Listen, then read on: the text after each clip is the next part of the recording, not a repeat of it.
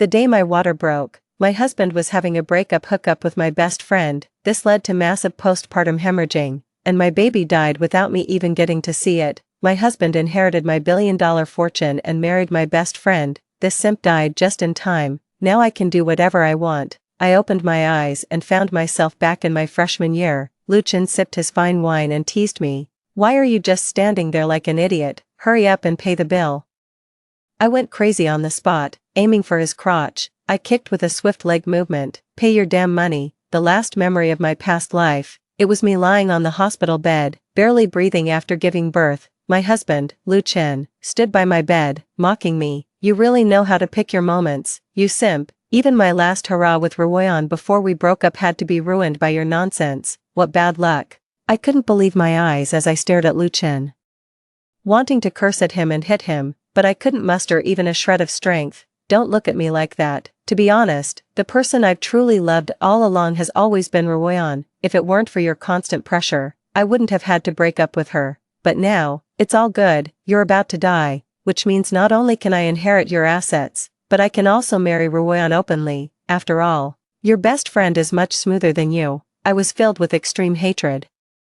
So I endured the excruciating pain and, with a strong will, grabbed the fruit knife from the cabinet and stabbed Lucien in the groin. "Lucien, you bastard, let's go to hell together." I opened my eyes again. The gradually clearing scene made me pause for a moment. It wasn't until I saw Lucien, still young and inexperienced, not far away. He was wearing a bespoke shirt, sipping fine red wine while enjoying a filet mignon. Lucien glanced at me and said, "If you had come any later, I wouldn't have given you a second chance." I suddenly realized, it was this day, the beginning of my past life being labeled a simp, the day Lucien agreed to date me. Seeing me standing there in a daze, Lucien sneered, "What are you standing there like an idiot for? Hurry up and pay." Old grudges and new hatred surged up in my heart. I rushed over, grabbed his collar, and slapped him across the face. Then, I grabbed his hair and slammed his head hard onto the dining table.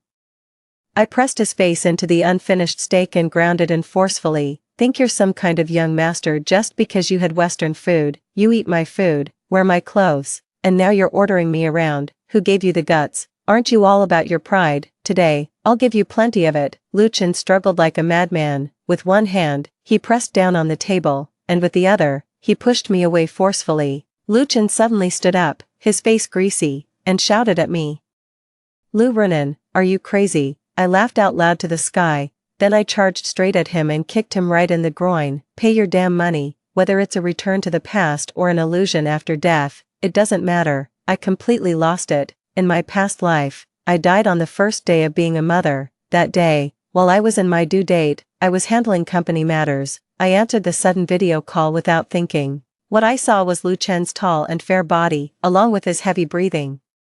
Shocked, I quickly checked the caller's information. It was my best friend, Chen Reborn. Chen Reborn's voice was filled with blatant provocation. I was frantic with anxiety. Just as I was about to say something, the video call ended. Then, I received a WeChat message from Chen Reborn. "Renan, I accidentally dialed the wrong number. Please don't mind." I was frantic and hurriedly asked what was going on. "Reborn, was that Lucien just now? Why were you with him?" A moment later, Chen Reborn sent another message. "Alright, since you found out, I won't pretend anymore. Lucien is indeed with me, and we slept together." "I can't believe it. That's impossible." "You're lying. Lucien loves me the most, and we have a child together. He wouldn't do that." A mocking emoji was sent over. "Lou Renan, you really are pregnant for 3 years and stupid for 3 years. Is it really true? Didn't you just see it? However, speaking of which, Lucien is really too charming. His fair skin shows veins, his 8-pack is clearly defined, and even the tattoo below his abdomen is so adorable." I just couldn't hold back and ended up meeting him face to face. My emotions suddenly became very unstable, but I still couldn't believe Lucien would betray me. I quickly dialed his number. Before long, Lucien's voice came through on the other end of the line. "Whoever's calling, what bad luck. Even the last hurrah before breaking up can't be peaceful. What are you doing with my phone? Give it back right now." The sudden female voice completely shattered me. I knew it was Chen Reborn. "Lucien, tell me honestly, who's prettier, me or Renan? Lou, once you answer, I'll give your phone back." Lucien on the other end didn't hesitate for a moment. "Of course it's you, sweetheart. What else could it be?" Then why did you insist on breaking up with me? Is it really because of the child in her belly? Lu Chen spat disdainfully. Who knows whose bastard child she's carrying? If it weren't for her assets, I would have kicked that simp to the curb long ago, but I really can't bear to part with you like this. Don't worry, baby. Once I get the shares she holds and take the CEO position, we'll be together immediately. As for that stupid woman, Lu Runan, let her fend for herself. The sudden shock completely shattered my beliefs. I shouted and threw the documents in my hand forcefully. I scattered everything on my desk all over the floor. I slipped and fell accidentally. A sudden sharp pain in my abdomen made it impossible for me to stand up for a moment. Then, a slippery liquid started flowing out from below. It was then that I realized my water had broken. In a panic, I quickly dialed the emergency number. After giving birth, I suffered from massive hemorrhage, barely clinging to life, waiting for death, from heaven to hell. It was just a moment, coming to my senses. I calmed down a bit, watching Lu Chen collapse to the ground in unbearable pain. The innocent, youthful little face was covered in grease. I couldn't help but laugh out loud. It hurts, doesn't it? It's uncomfortable, right? But it's nothing compared to what I've endured. I thought of the pain after childbirth and the despair of death in my previous life, and then I kicked his face hard twice. He turned and left. At the school gate, my roommate Qin Rong was waiting for me. Where have you been? The sports meet has been going on for ages, I casually replied. Oh, I just beat up a male classmate. She turned around in shock. What? I said. Ba Jin said, when everyone thinks you're easy to bully, you need to punch back hard. Ba Jin, did he really say that? It doesn't matter. Qin Rong and I walked to the playground, where Chen Ruoyan came running towards me. Chen Ruoyan and I are not in the same class, nor the same major, nor the same department, but everyone knows she is my best friend, Lu Runan. Chen Ruoyan's gaze swept across my cheek and glanced behind me. Runan, why are you so late? By the way, weren't you going to see Lu Chen? Why didn't he come with you? In my past life, every time Lu Chen asked me for money, she would always find various reasons to encourage me to be more generous, saying it was an investment in my own judgment, appearing to be on my side. In reality, these funds ultimately became the financial means for their secret liaison. At this thought, I suddenly raised my hand and slapped her. Qin Rong was once again stunned by the sight. Chen Ruoyan's expression froze, and after standing there stunned for 2 seconds with her hand over her face, she returned to her usual self. She affectionately linked her arm with mine and rested her head on my shoulder. What's wrong, Runan? Are you not in a good mood? In my previous life, it wasn't until much later that I found out, Chen Ruoyan was bullied in middle school, but a cheerful boy protected her. He accompanied her to and from school, and took her to concerts. He was the white moonlight in her heart. This white moonlight is Lu Chen, and so, she applied to the same university as him to stay by his side. She always believed without question the words Lu Chen said about me coercing and enticing him, and she hated me deeply. However, due to her status as a stepdaughter, she had to endure and ingratiate herself with me. Because her stepfather was our family's driver, she needed to maintain a good relationship with me to secure a place in the household. At this thought, I said, let's break up. Her pupils suddenly contracted, and she paused for 2 seconds. Why, Runan?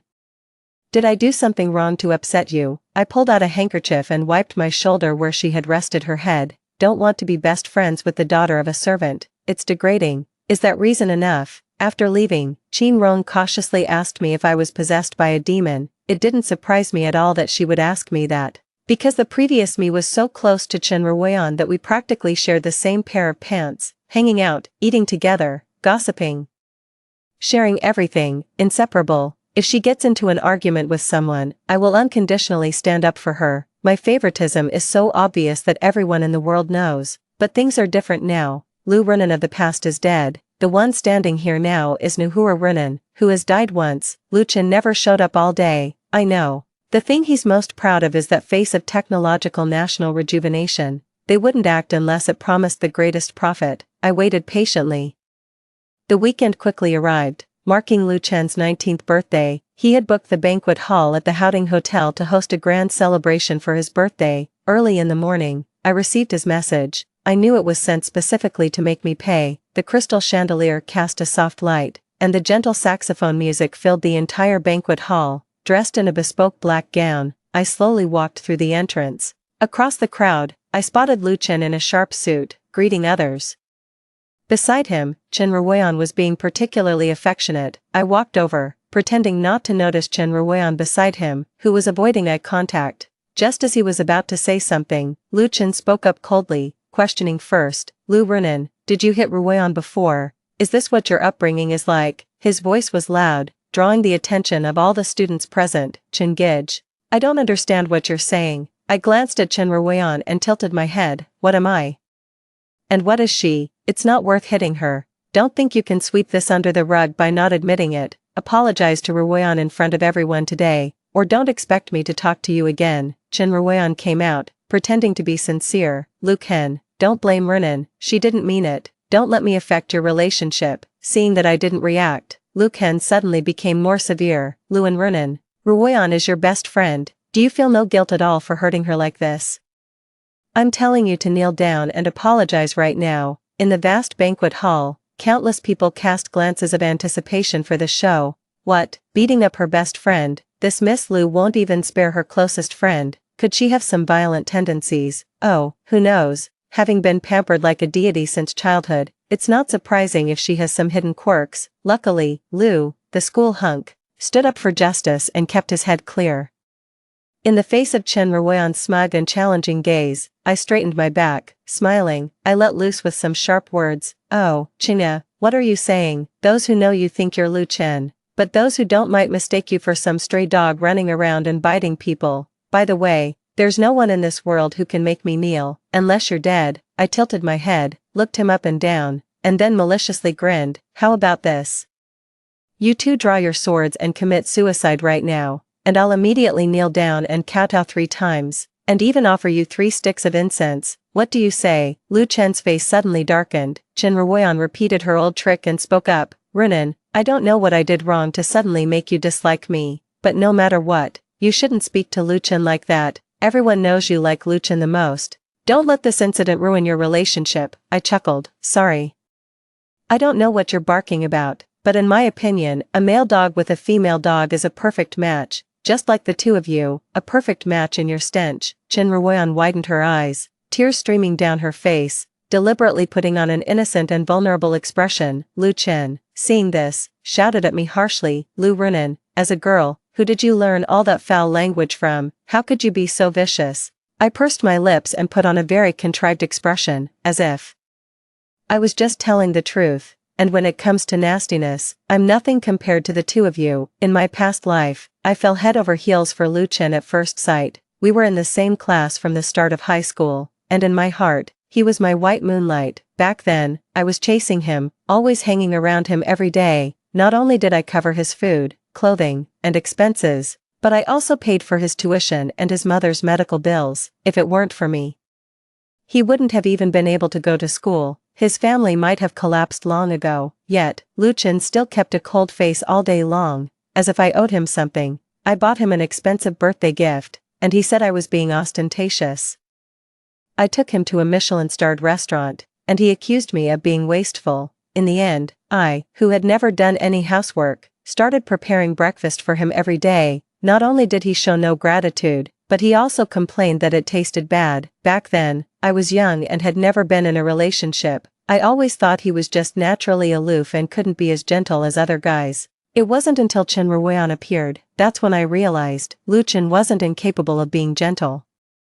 It's just that person, not me. I've seen him hand Chen Ruoyan hot milk on his way to school, ruffling his hair and saying, you must eat breakfast, or it's bad for your stomach. I've also seen him gently wipe away the tears from Chen Ruoyan's cheeks when she cried, softly saying, don't be sad, I'm here. When Chen Ruoyan would tug on his hand and act coquettishly, he would patiently listen, his eyes full of tenderness. Back then, I was such an idiot, thinking he was just a nice and kind person.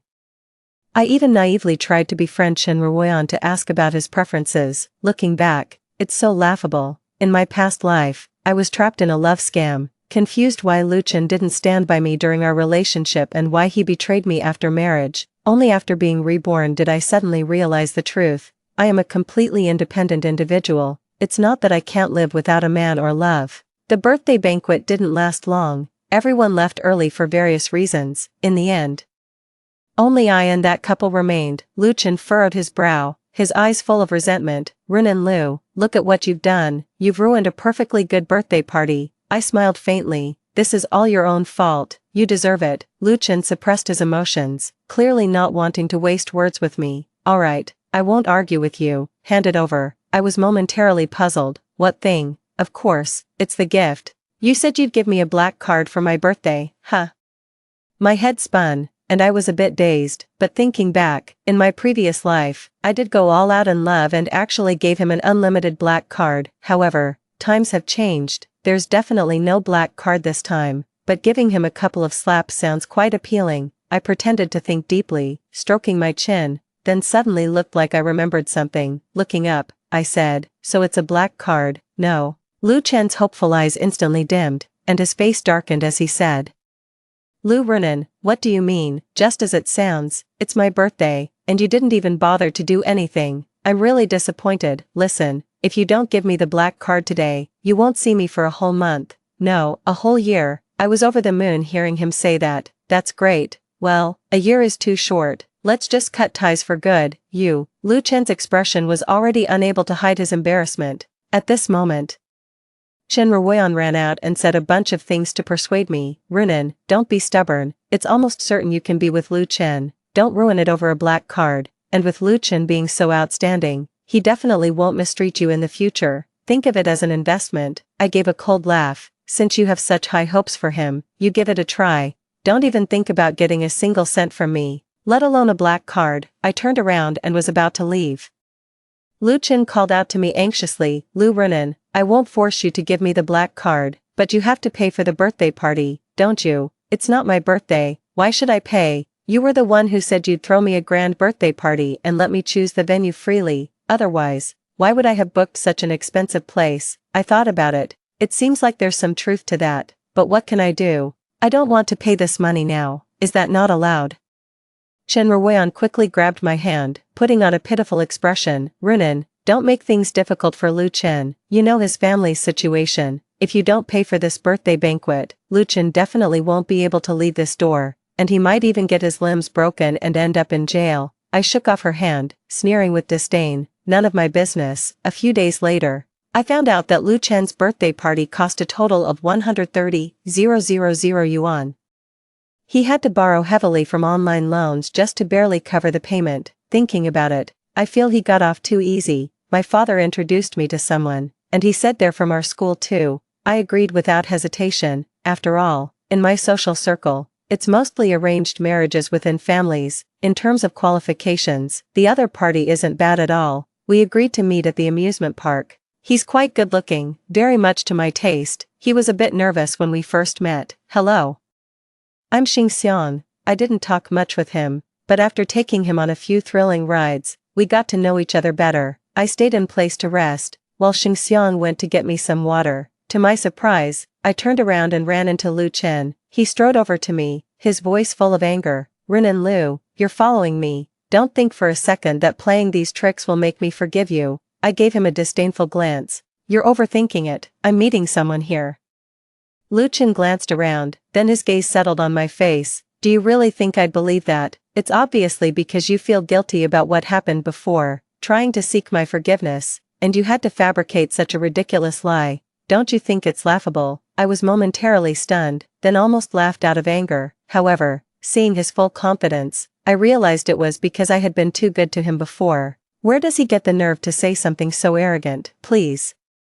Don't forgive me, I'm begging you. I waved him off. Nothing else. Please stay away from me. I'm asking you. Chen Ruoyan, who was not far away, saw me and ran over. Renan, Lu Chen's anger has mostly subsided these past 2 days. Just give in a little, and the previous incident will be over. Trust me. Don't keep this up, or all your previous efforts will be wasted. She said similar things to me many times in my past life, but without exception. It was all to make me compromise and then trick me into spending money to please Lu Chen. However, later on, I also figured out what kind of people they were, spending my money while calling me a simp, eating with the bowl in hand and cursing as soon as it's set down, absolutely shameless to the extreme. Whether she's angry or not is none of my business. I glared at her. If there's nothing else, please get lost and stop being in the way. She was stunned, but then Lu Chen couldn't hold back. Lu Renan, Do you know what you're saying? At that moment, an umbrella covered my head. I turned my head and saw Xingxiang. He gently brushed the sweat-soaked hair from my forehead and softly asked, "Are you hot? Are you thirsty?" I was completely stunned. After all, this was our first meeting, and I never expected him to make such an intimate gesture. "I didn't expect you to actually find a pretty boy. Are you doing this to spite me on purpose?" Lu Chen still had that self-important demeanor, his eyes full of hostility when he looked at Xingxiang. "Listen, Lu Renan chased me for 3 years in high school. She only has me in her heart. You're just someone she found to deliberately provoke me.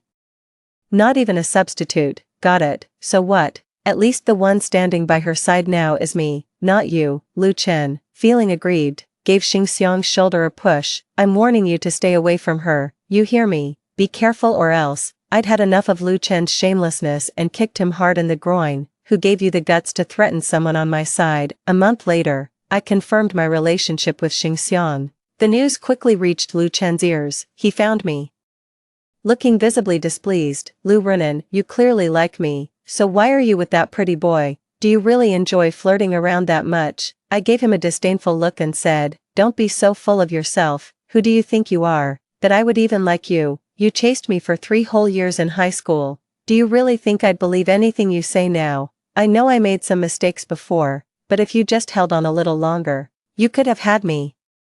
Why couldn't you just hold on a bit more? Here's a chance for you. If you break up with that pretty boy and give me that black card, I'll be with you." He said all this with a very smug look on his face, seemed to be sure I would agree to him. What a shameless guy, dared to compare himself to my unlimited black card. I smiled with a hint of mockery. Haven't seen anyone demand food so boldly. "Classmate Lu, don't flatter yourself. Do you think I like you? Are you worthy?" Lu Chen sneered. "Renan Lu, no one knows you better than I do. Do you think I'll fall for this retreat to advance tactic? Alright, just give me the black card. I really need it urgently." He spoke with absolute certainty. He was convinced I was just putting on an act for him. I chased him for 3 years in high school. If it weren't for my feelings, I probably wouldn't have lasted that long. He saw me splurge on love without a second thought. He also witnessed my bold public declarations of love, as the one being loved.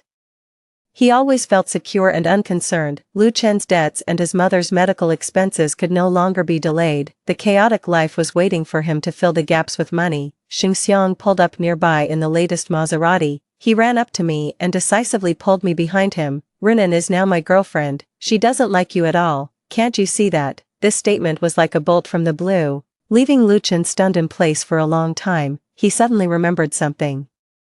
I haven't given him money in a long time, nor have I given him a single gift. Soon, Lu Chen shook his head in disbelief. He recalled my relentless pursuit and unquestioning obedience in the past, those entangled memories, one by one, each and every one. I can't believe I suddenly stopped loving him. He angrily grabbed Xingxiang by the collar, his eyes full of rage. "Pretty boy, don't try to smooth things over with me. Lu Renan loves me the most. You have no idea how much she loves me." I couldn't stand it anymore and punched him hard in the stomach. "Lu Chen, I warned you not to touch him. Are you really that forgetful?" He held his stomach, becoming unusually docile. "Renan, I know it's because I've been getting too close to Ruoyan that you're jealous, but the debt I borrowed before, and my mother's medical expenses really can't wait. Just give me the card. I promise I won't hold any grudges about the past." I sneered. "I'd rather burn my money than give you a single cent." I grabbed Xingxiang's hand and turned to leave. Lu Chen, however, panicked and grabbed me. I turned to look at him, but was momentarily stunned by his expression. His eyes pleaded, as if he were a dying man clutching at his last lifeline. His voice trembling, he said, "It shouldn't be like this. It shouldn't be. Renan Lu, why aren't you giving me money anymore? Didn't you like me?" I was startled by his madness, but deep down, I was secretly delighted. So he has his day too. I raised my arm with force and slapped him across the face. Without looking back, I left with Xingxiang. He stood there frozen, covering his face, unable to move. It looked utterly desolate. After leaving that day, I happily went on a date with Xingxiang. I thought I could stay away from that toxic couple and start a new life, but they were like a sticky plaster, haunting me relentlessly. A few days later, Qin Rong found me on purpose, gloating, "Renan, ever since you stopped giving money to Lu Chen, he and Chen Ruoyan have been in a terrible mess. They haven't even paid their tuition for months. I heard that Lu Chen sold all the things you gave him to pay off his online loans. which barely covered some of the debt. Last time I went out to dinner with friends, I saw Lu Chen working there. He was all over the place, got a complaint from a customer, and the boss gave him a scolding that left him looking like a dog. But the funniest part is Chen Ruoyan. The other day, I saw her trying to buy a dress at the mall for just 70 yuan, but she couldn't even scrape together enough money after trying WeChat, Alipay, and her card. It's strange that Chen Ruoyan's father, who works as your family's driver, should be in such a tight spot. I'm quite surprised to see her like this. I lowered my gaze and said with a hint of sarcasm, really? They're quite the pair of paupers, aren't they? As for Chen Ruoyan's father, I already fired him long ago. After just a few steps, I was stopped by Chen Ruoyan. She looked at me with a pitiful expression. Runan, I don't know what's going on between you and Lu Chen, but he's really been having a tough time lately. You know his grades have always been among the top. If he gets held back because of money, that would be such a shame. I glared at her. His misfortune doesn't concern me. I'm not his father. How can you say that? You used to like Lu Chen so much. Are you just going to watch him waste away like this? Some classmates who knew us gathered around, and Chen Ruoyan, contrary to her usual behavior, became even more fired up. He started to angrily berate me. You spend more on one meal than we do in a month, and a single bag costs more than several years of our tuition. What's wrong with giving us some money? Isn't that normal? Or are you just that selfish, willing to waste your money rather than help people in need like us?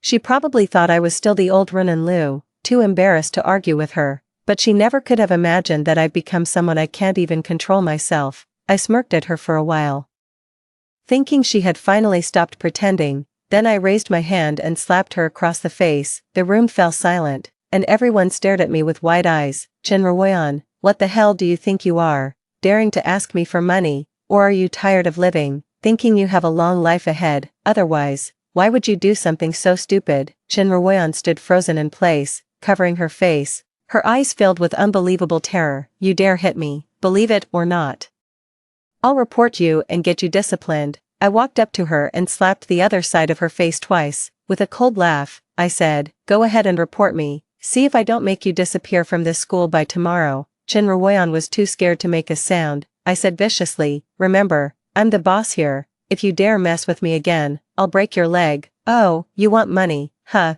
begging suits you well, and it pays pretty good. If that doesn't work, you can always sell your ass, sure.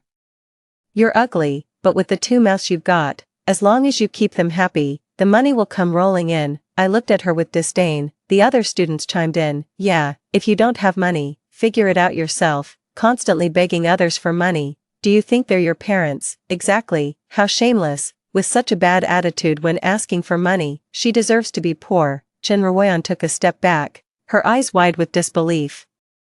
Then she pushed through the crowd and ran out. I laughed heartily, addressing the other students. Thank you, everyone. Today, I booked out the Houting Hotel, and I'll cover all the expenses. Time flew by, and before I knew it, I was already a sophomore. During this time, I had no interaction with Lu Chen and Chen Ruoyan, but I still learned about their recent situation from Qin Rong. Lu Chen borrowed a lot of debt again to treat his mother's illness, despite spending so much money.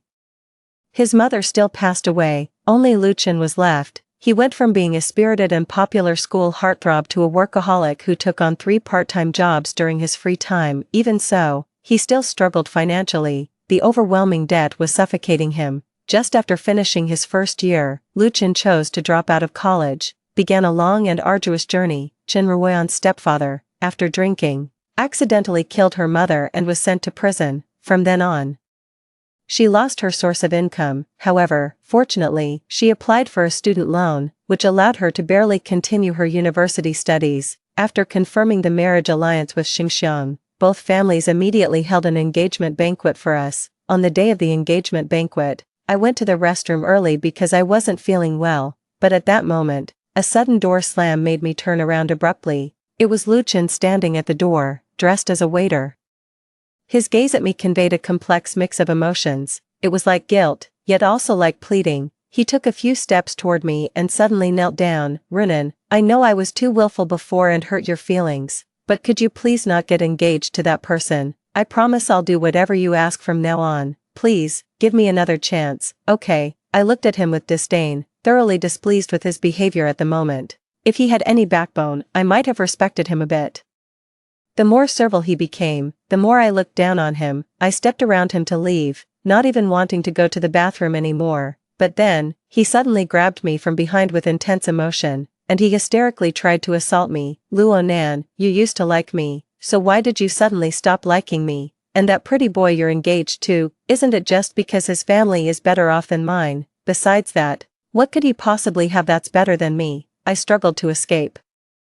But his grip was too strong. No matter how hard I tried, I couldn't pry his arm open. I was also trying to call for help, but after just 2 shouts, Lu Chen covered my mouth with his other hand. "Don't waste your efforts. I've arranged things around this restroom for a long time, and no one is going to show up anytime soon. Just accept your fate and submit to me. Once we've had our way with each other, given that pretty boy's background, there's no way the two of you can be together. By then, you'll have no choice but to be with me. And if luck is on our side, we might hit the jackpot in one go." Haha. His laughter, tainted with the foul smell from his mouth, made me nauseous. This pushed the pent-up hatred in my heart to its peak in an instant. Perhaps in his eyes, I'm still the fragile young lady I once was, but now, I'm willing to risk it all, no holds barred. I lifted my right foot and stomped down hard on his instep with my heel. Then, during the moment he was bent over in pain, I slammed my head back into his. The sharp, satisfying pain caused him to instinctively loosen his grip. I immediately turned and jabbed my thumbs into his eyes. He quickly covered his eyes and backed away.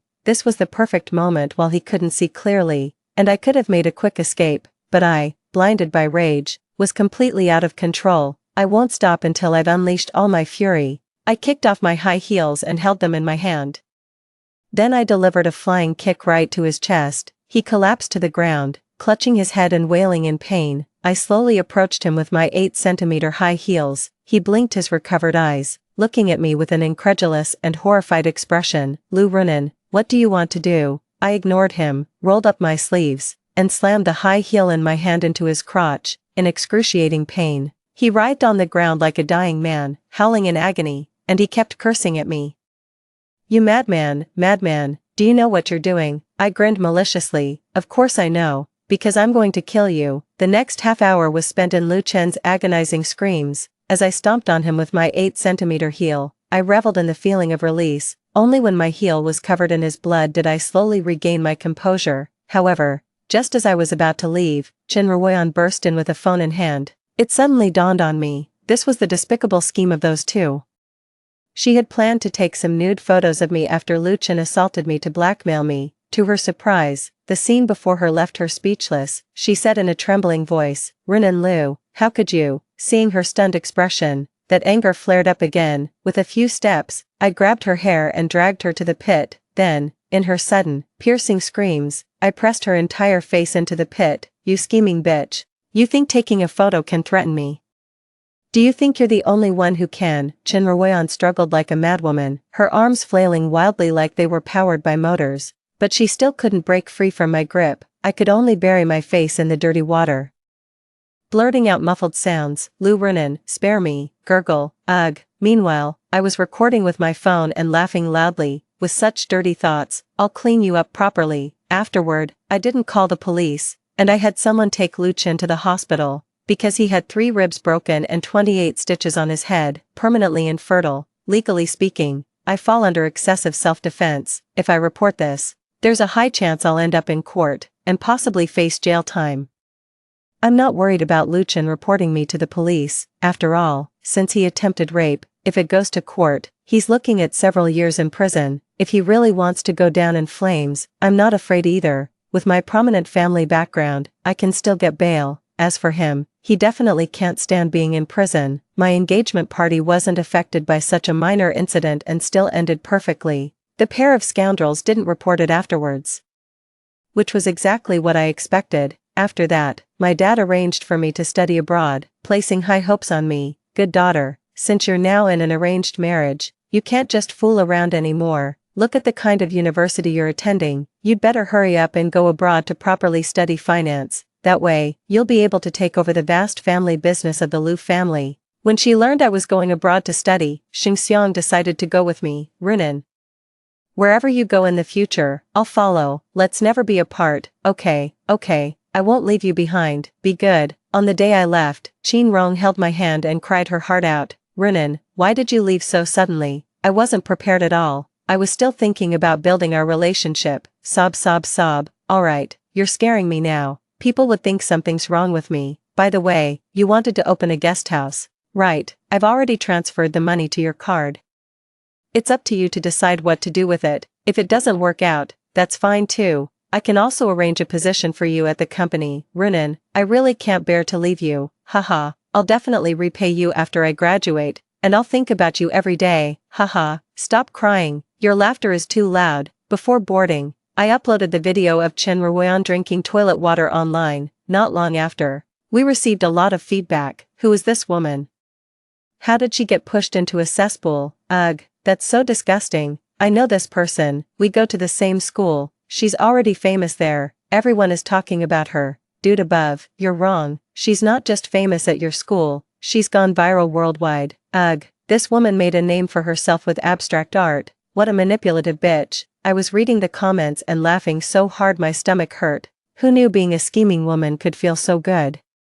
Time flies when you're studying abroad. Before I knew it, it was almost time to return home. During this time, I not only worked hard to complete my studies but also hired a retired soldier to teach me martial arts. Now, I can easily handle a few petty thieves. As for Lu Chen and Chen Ruoyan, that despicable couple, I haven't let my guard down against them either, ever since they tried to kill me at my engagement. I've been hiring people to keep an eye on them.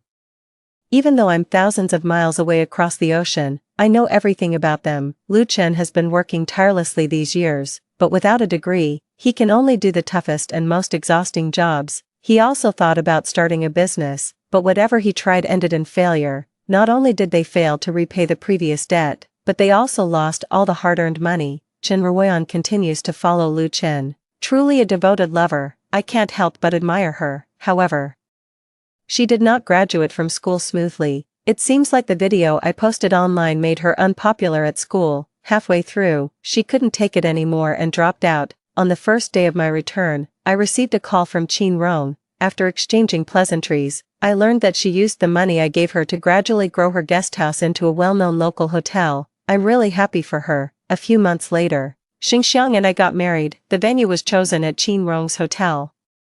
Many business partners, media, and friends attended that day, but the one who made me want to laugh the most was only Qin Rong. When she saw me in my pure white wedding dress, she cried like a waterfall, as if she were getting married herself. Renan, you're truly so beautiful today. Sob, I'm so happy for you. Sob, I softly comforted her. Alright, stop crying, it's my wedding day, and look at you, you're a mess, but I just can't help it. Renan, you're going to be so happy.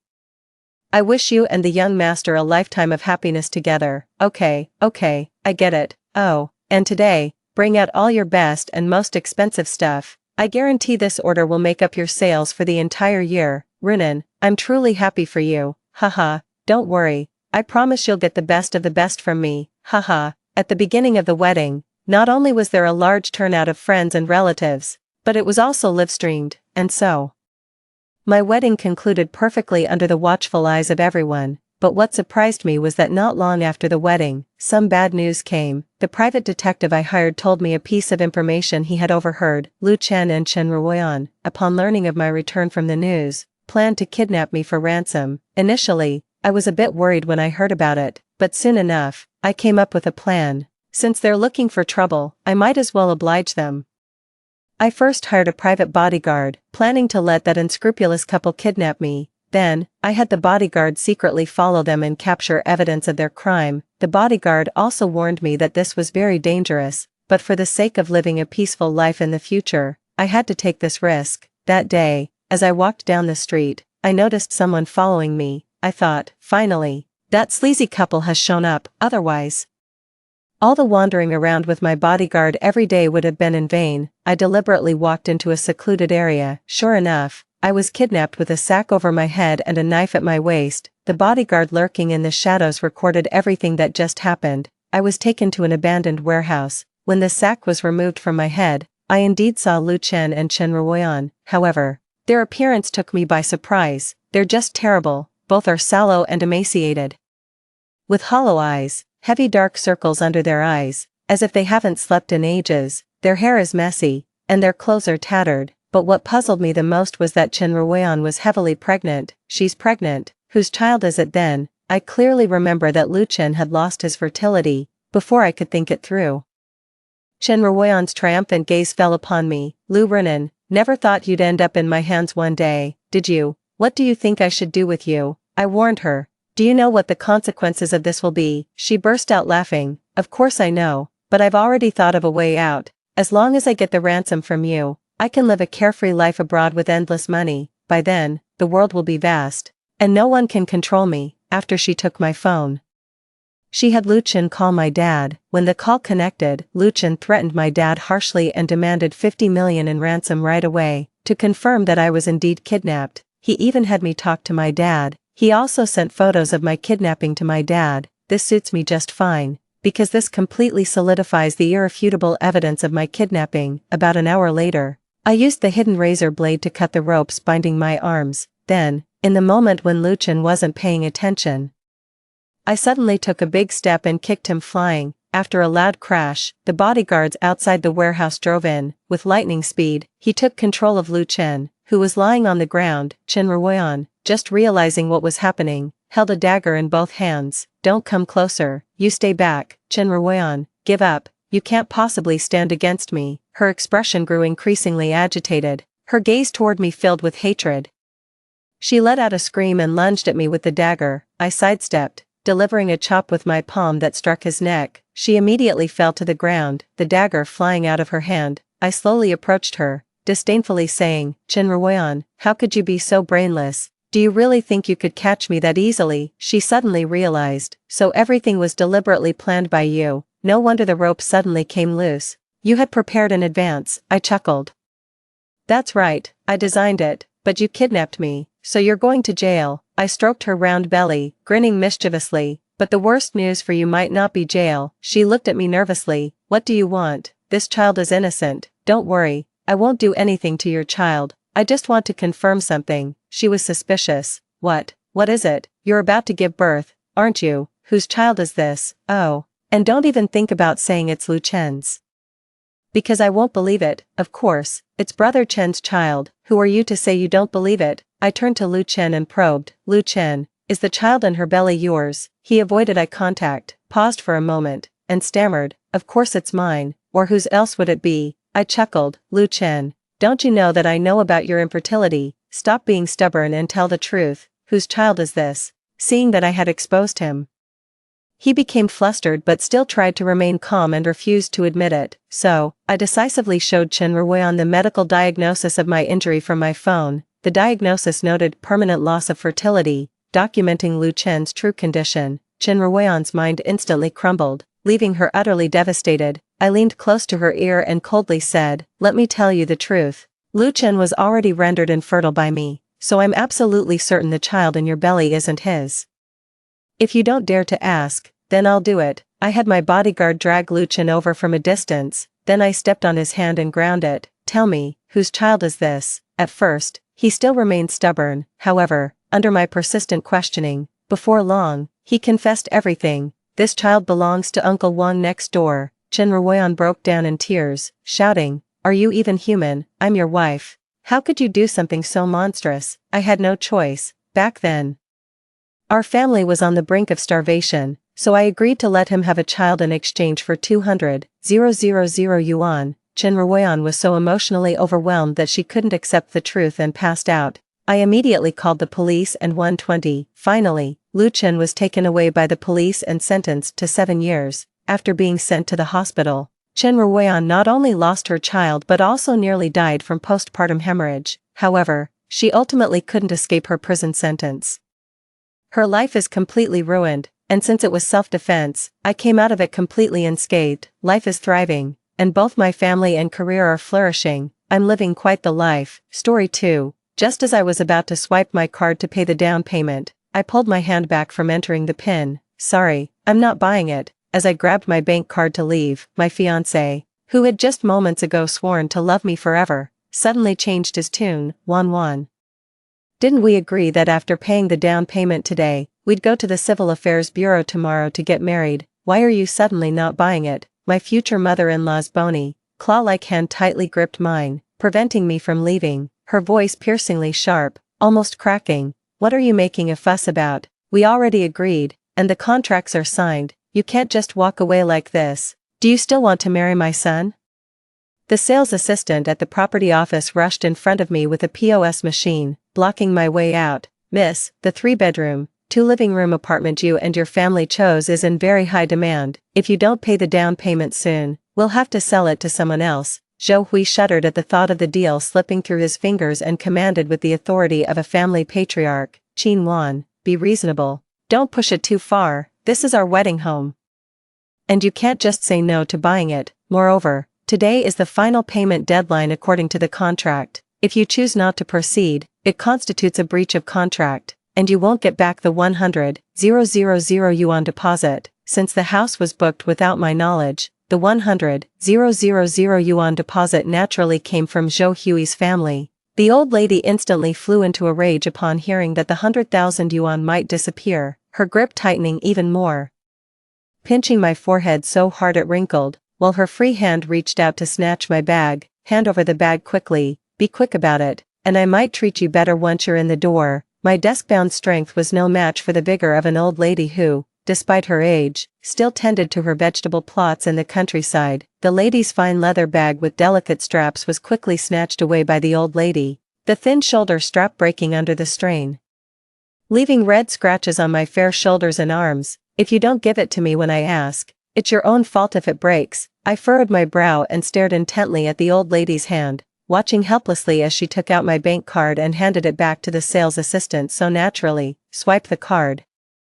Hurry up, we're in a rush. The assistant gave me an awkward smile, swiped the card skillfully, and handed the POS machine to me. Miss, please enter your PIN. I grabbed the POS machine, snapped my bank card in half, and said, I told you, I'm not buying. Are you deaf or something? But your husband and mother-in-law. I'm not married, I don't have a husband or a mother-in-law. Before the old lady could start yelling, I snatched the damaged bag back, pulled out my phone and ID, and threw the empty bag right into Zhou Hui's face, which was full of dissatisfaction and accusations. The bag you gave me, I'm returning it to you. Amid the old lady's furious curses and Zhou Hui's discussion with the salesgirl about delaying the down payment, I left this place in my 7-centimeter stilettos. 2. Rebirth. Driving the small car my family bought me after work, I made my way back home. Enter the familiar password, and as soon as you step through the door, you see your parents in the living room, Mom and Dad. Seeing the familiar faces from memory come alive before your eyes, tears begin to blur your vision. Oh, what's wrong, our dear? Why are you crying? Did your boyfriend bully you? Tell me, Dad will go and beat him up for you.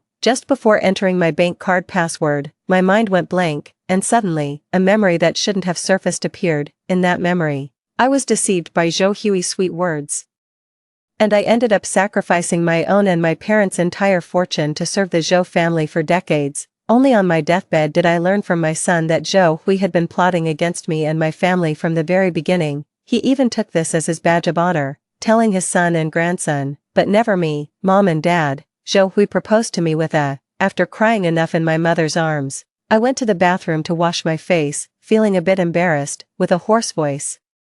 He told his parents everything that had happened from yesterday to today. Mom couldn't hold back her anger first. What a scheme, a mere $100,000 in loans to buy a 3-bedroom, 2-living-room apartment in the city center, and marry my daughter off to him. What a scheme. Dad slammed the tea table heavily. If it weren't for the solid wood and monolithic marble surface of the table at home, it might have been shattered by his force.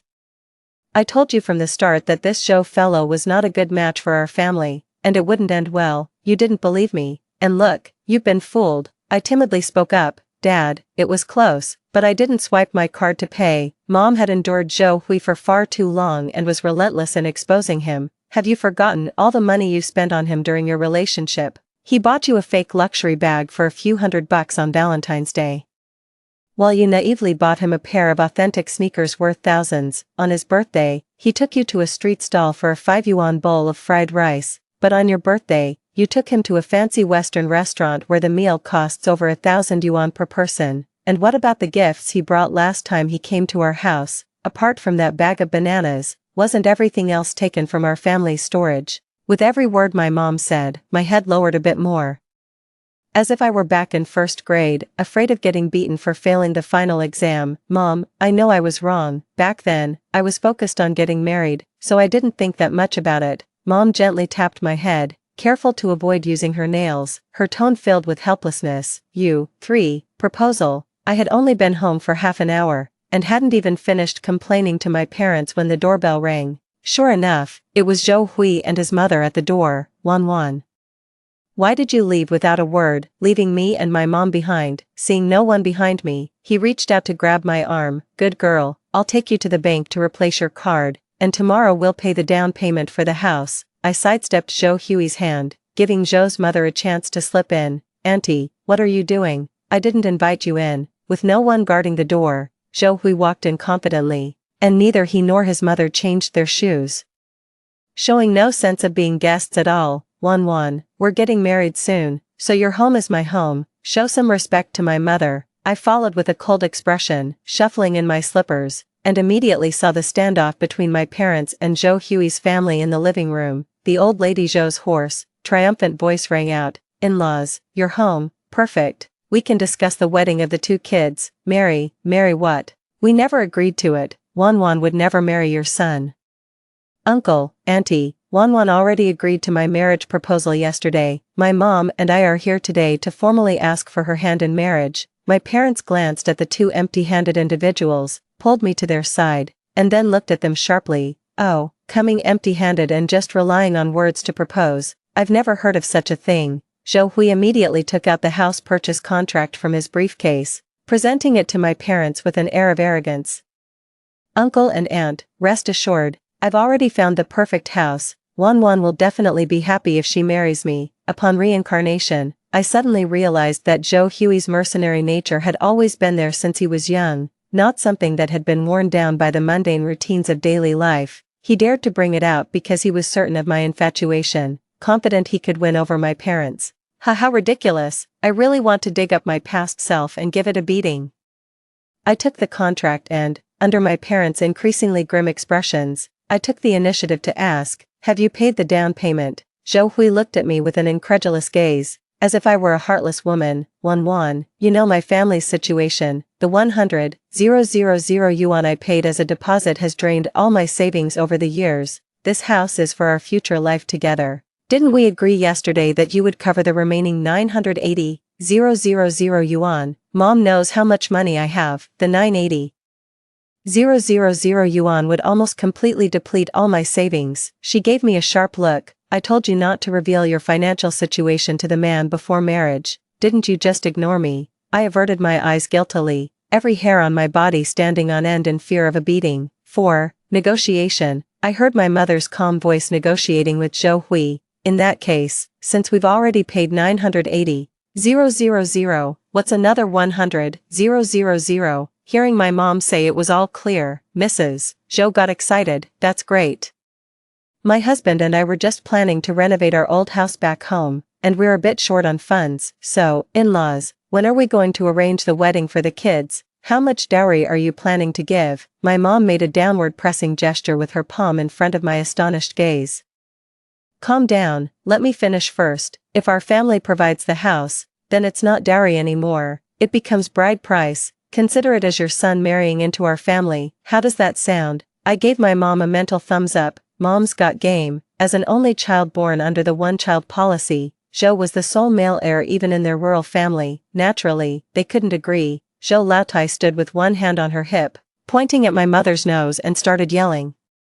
I've always felt something was off about your family, with just one daughter. I see now what you've been planning. You can't have a son, so you want to take mine. How heartless can you be? Making my son marry into your family and become your son. Let me tell you, it's impossible. Not in this lifetime. Zhou Hui stood behind his mother, looking visibly hurt. Wan, do you think the same way too? After all these years of our relationship, are you really going to erase it all for a little money?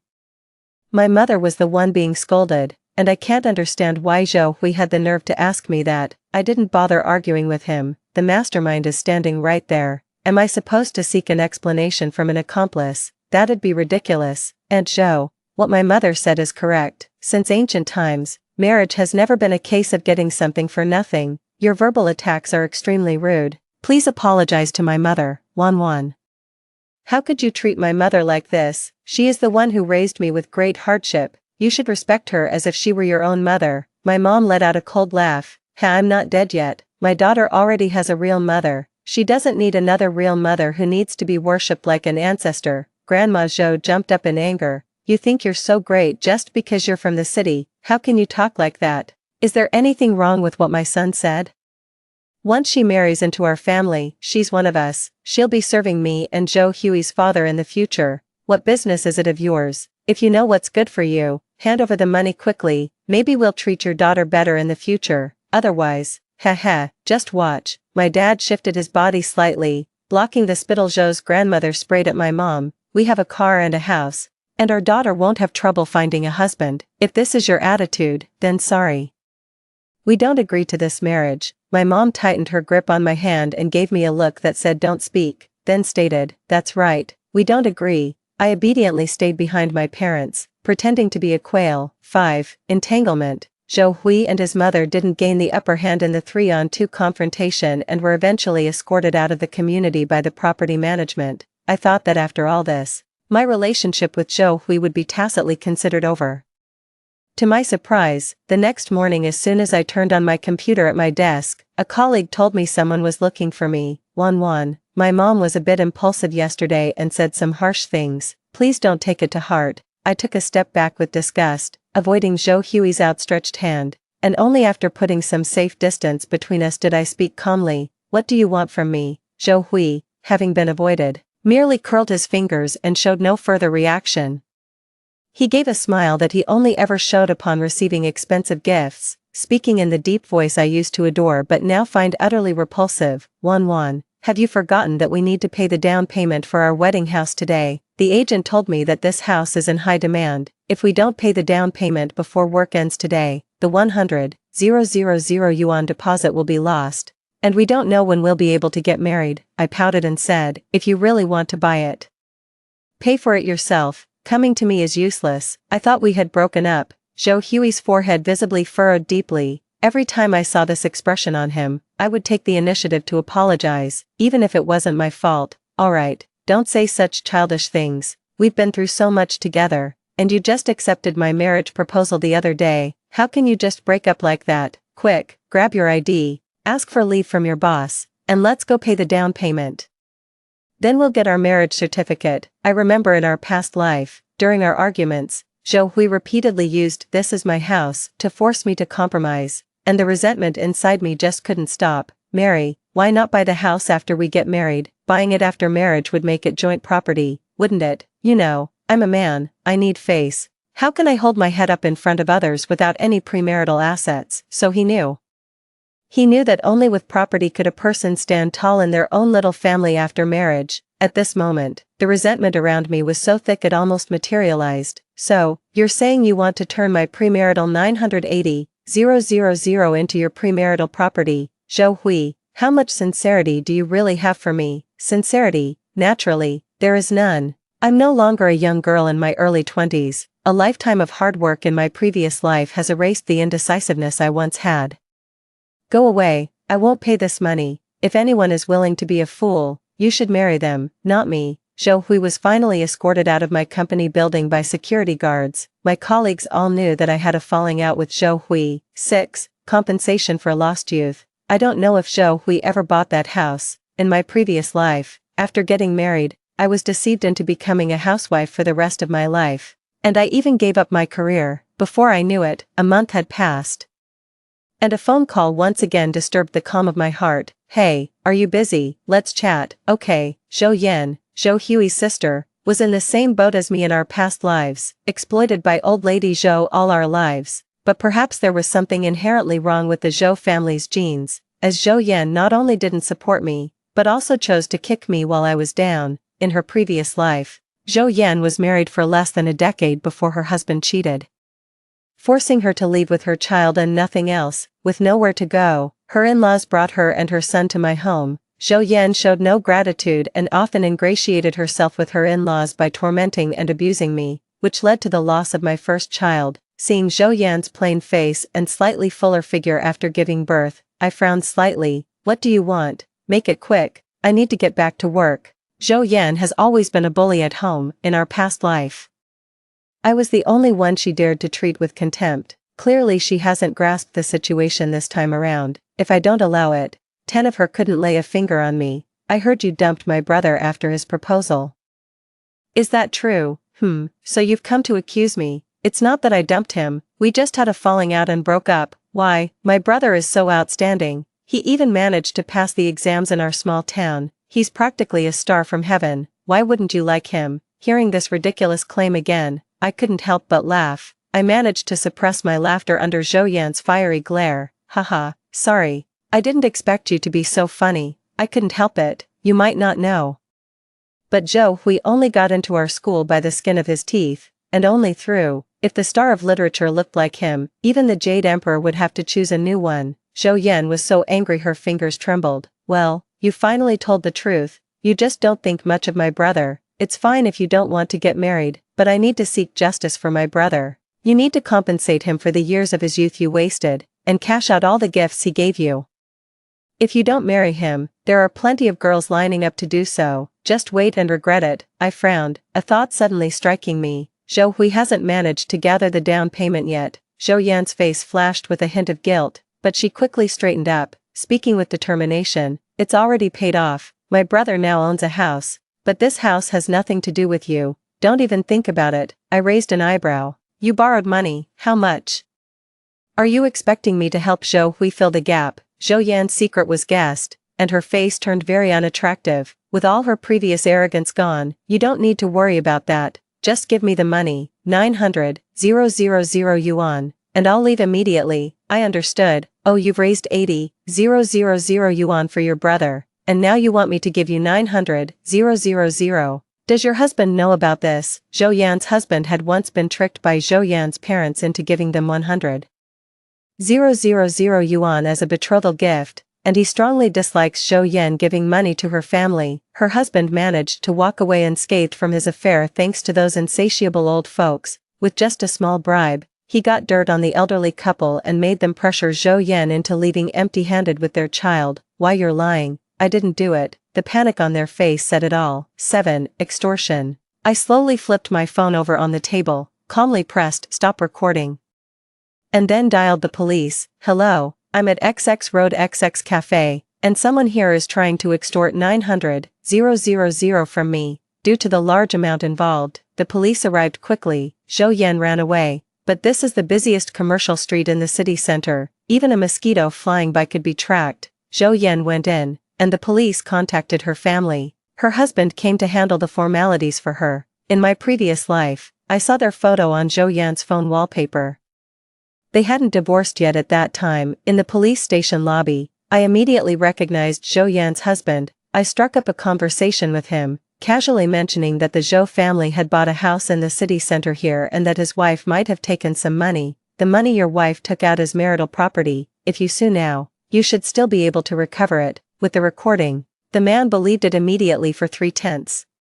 And the rest he could confirm by checking the accounts. After settling the matter, I walked away. For my own mental and physical well-being, I didn't continue to follow the situation between Zhou Yan and her husband. It wasn't until I went to the police station to collect the final case report that I heard Zhou Yan's husband hadn't hired a lawyer for her, nor had he posted her bail. Due to the large amount involved in the extortion, Zhou Yan was sentenced to 7 years in prison.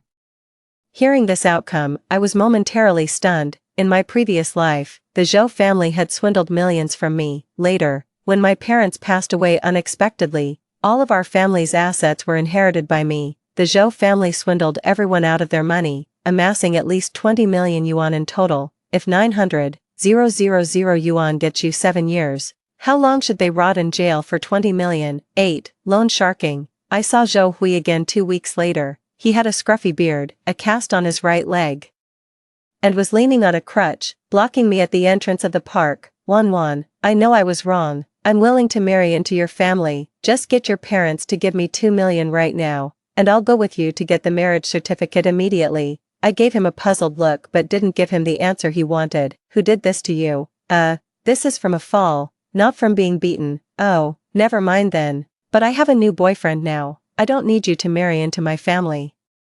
Don't come looking for me, Wan. After all these years together, how can you bear to just give up on us? Break up with him quickly. I promise I won't you. Let's get back together. Okay. I ignored him and, looking at the private car I had just called not far away, I said to him, my boyfriend is here to pick me up. Goodbye. Of course, there is no boyfriend. I am not a heartless being, with decades of bad memories. I have no interest in romance.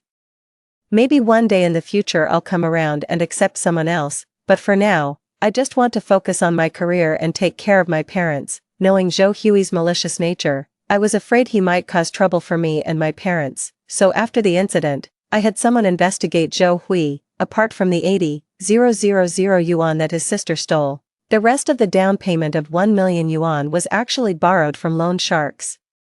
I still remember that shortly after our marriage in my previous life, Zhou Hui convinced me to ask my parents for 300,000 yuan for renovations. My parents once mentioned to me, the result shouldn't be what you have with 300,000 yuan spent. I didn't believe them, still too young, not mature enough, that Syrian-style renovation with exposed wires, saying it cost 100,000 is just giving Zhou Hui face, in this life, without me plugging the holes for the Zhou family, within 2 months.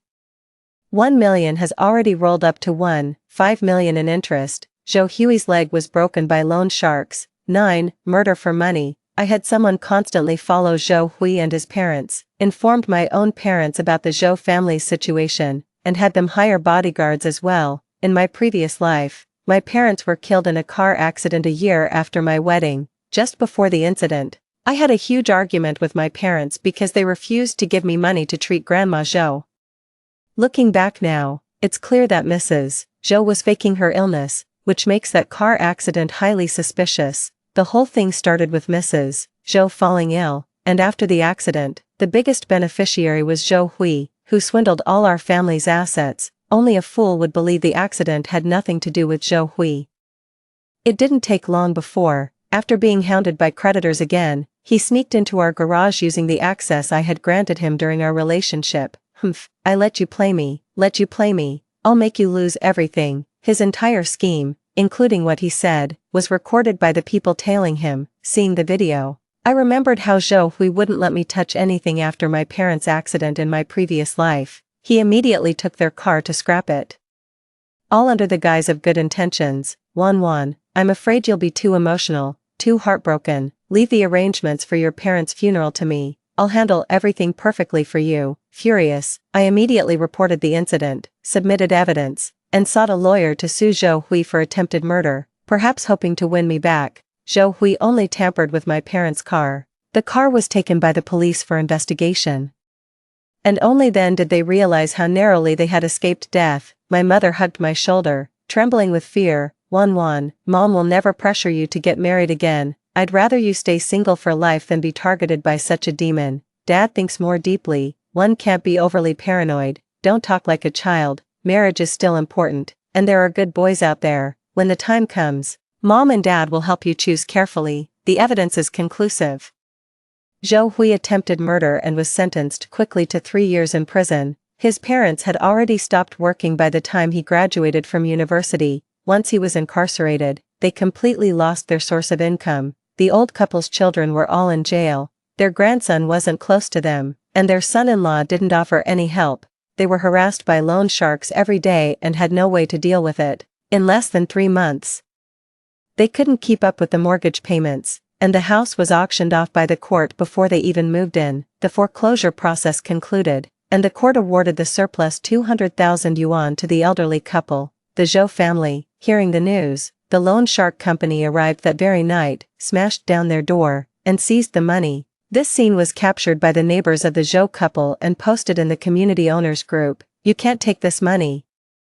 It's ours. What nonsense are you talking? Your son hasn't even paid back the principal he owes us. This is our money. Due to his intense resistance, old Zhou suffered a stroke and became paralyzed, with only his eyes still able to move. After reading the follow-up, I left the group that Zhou Hui had tricked me into joining to help him take care of his parents. Once the wicked have no one to exploit, they will be dealt with by karma. 10. The end. Gradually, I forgot about the existence of Zhou Hui's family. With my family's support, my career was thriving. 3 years later, Zhou Hui was released, with a criminal record, making it impossible for him to get any decent, easy job. He came back to me, Wan, I know you haven't gotten married yet, can you give me another chance? I'll treat you well. I only asked him one question, have you visited your parents? As soon as he was released, he went to see them. But the condition of the two elderly people was terrible. He didn't want to take responsibility, so he simply didn't show up in front of them. Aren't you the one who doesn't like my parents? Isn't it good if we don't see them anymore, and I treat your parents as my own? I was speechless. His reminder instantly brought back the reason he went in. Are you out of your mind from prison? How can you even say you'll take care of them after almost killing my parents? I was so harassed that I had to report him for stalking. Zhou Hui was detained for a few days because his household registration was not in the city, his residence permit had already expired, and he was sent back to his original hometown. The next time I saw Zhou Hui was 4 years later. The first thing Zhou Yan did after being released from prison was to seek revenge on me. I don't know where she got such intense hatred, but she stabbed me over a dozen times with a fruit knife at my doorstep.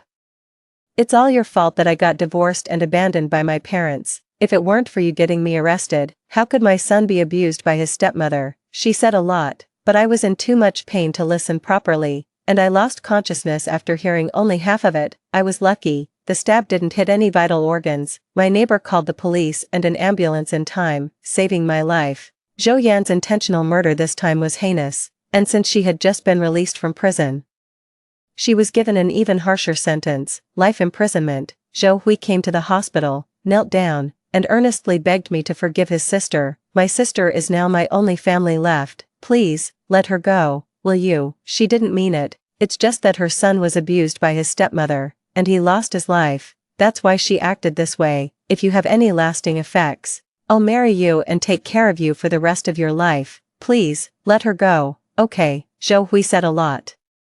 But all I heard were the words only family member and her son was tortured to death. Haha, although it's a bit immoral, everyone from my past life who wronged me, except for the Zhou siblings, is dead. How wonderful. Of course, that was my answer. You told your sister about your nephew's death, didn't you? Zhou Hui fled in panic, with a suspicion in mind. Checking Zhou Yan's prison visit records was easy.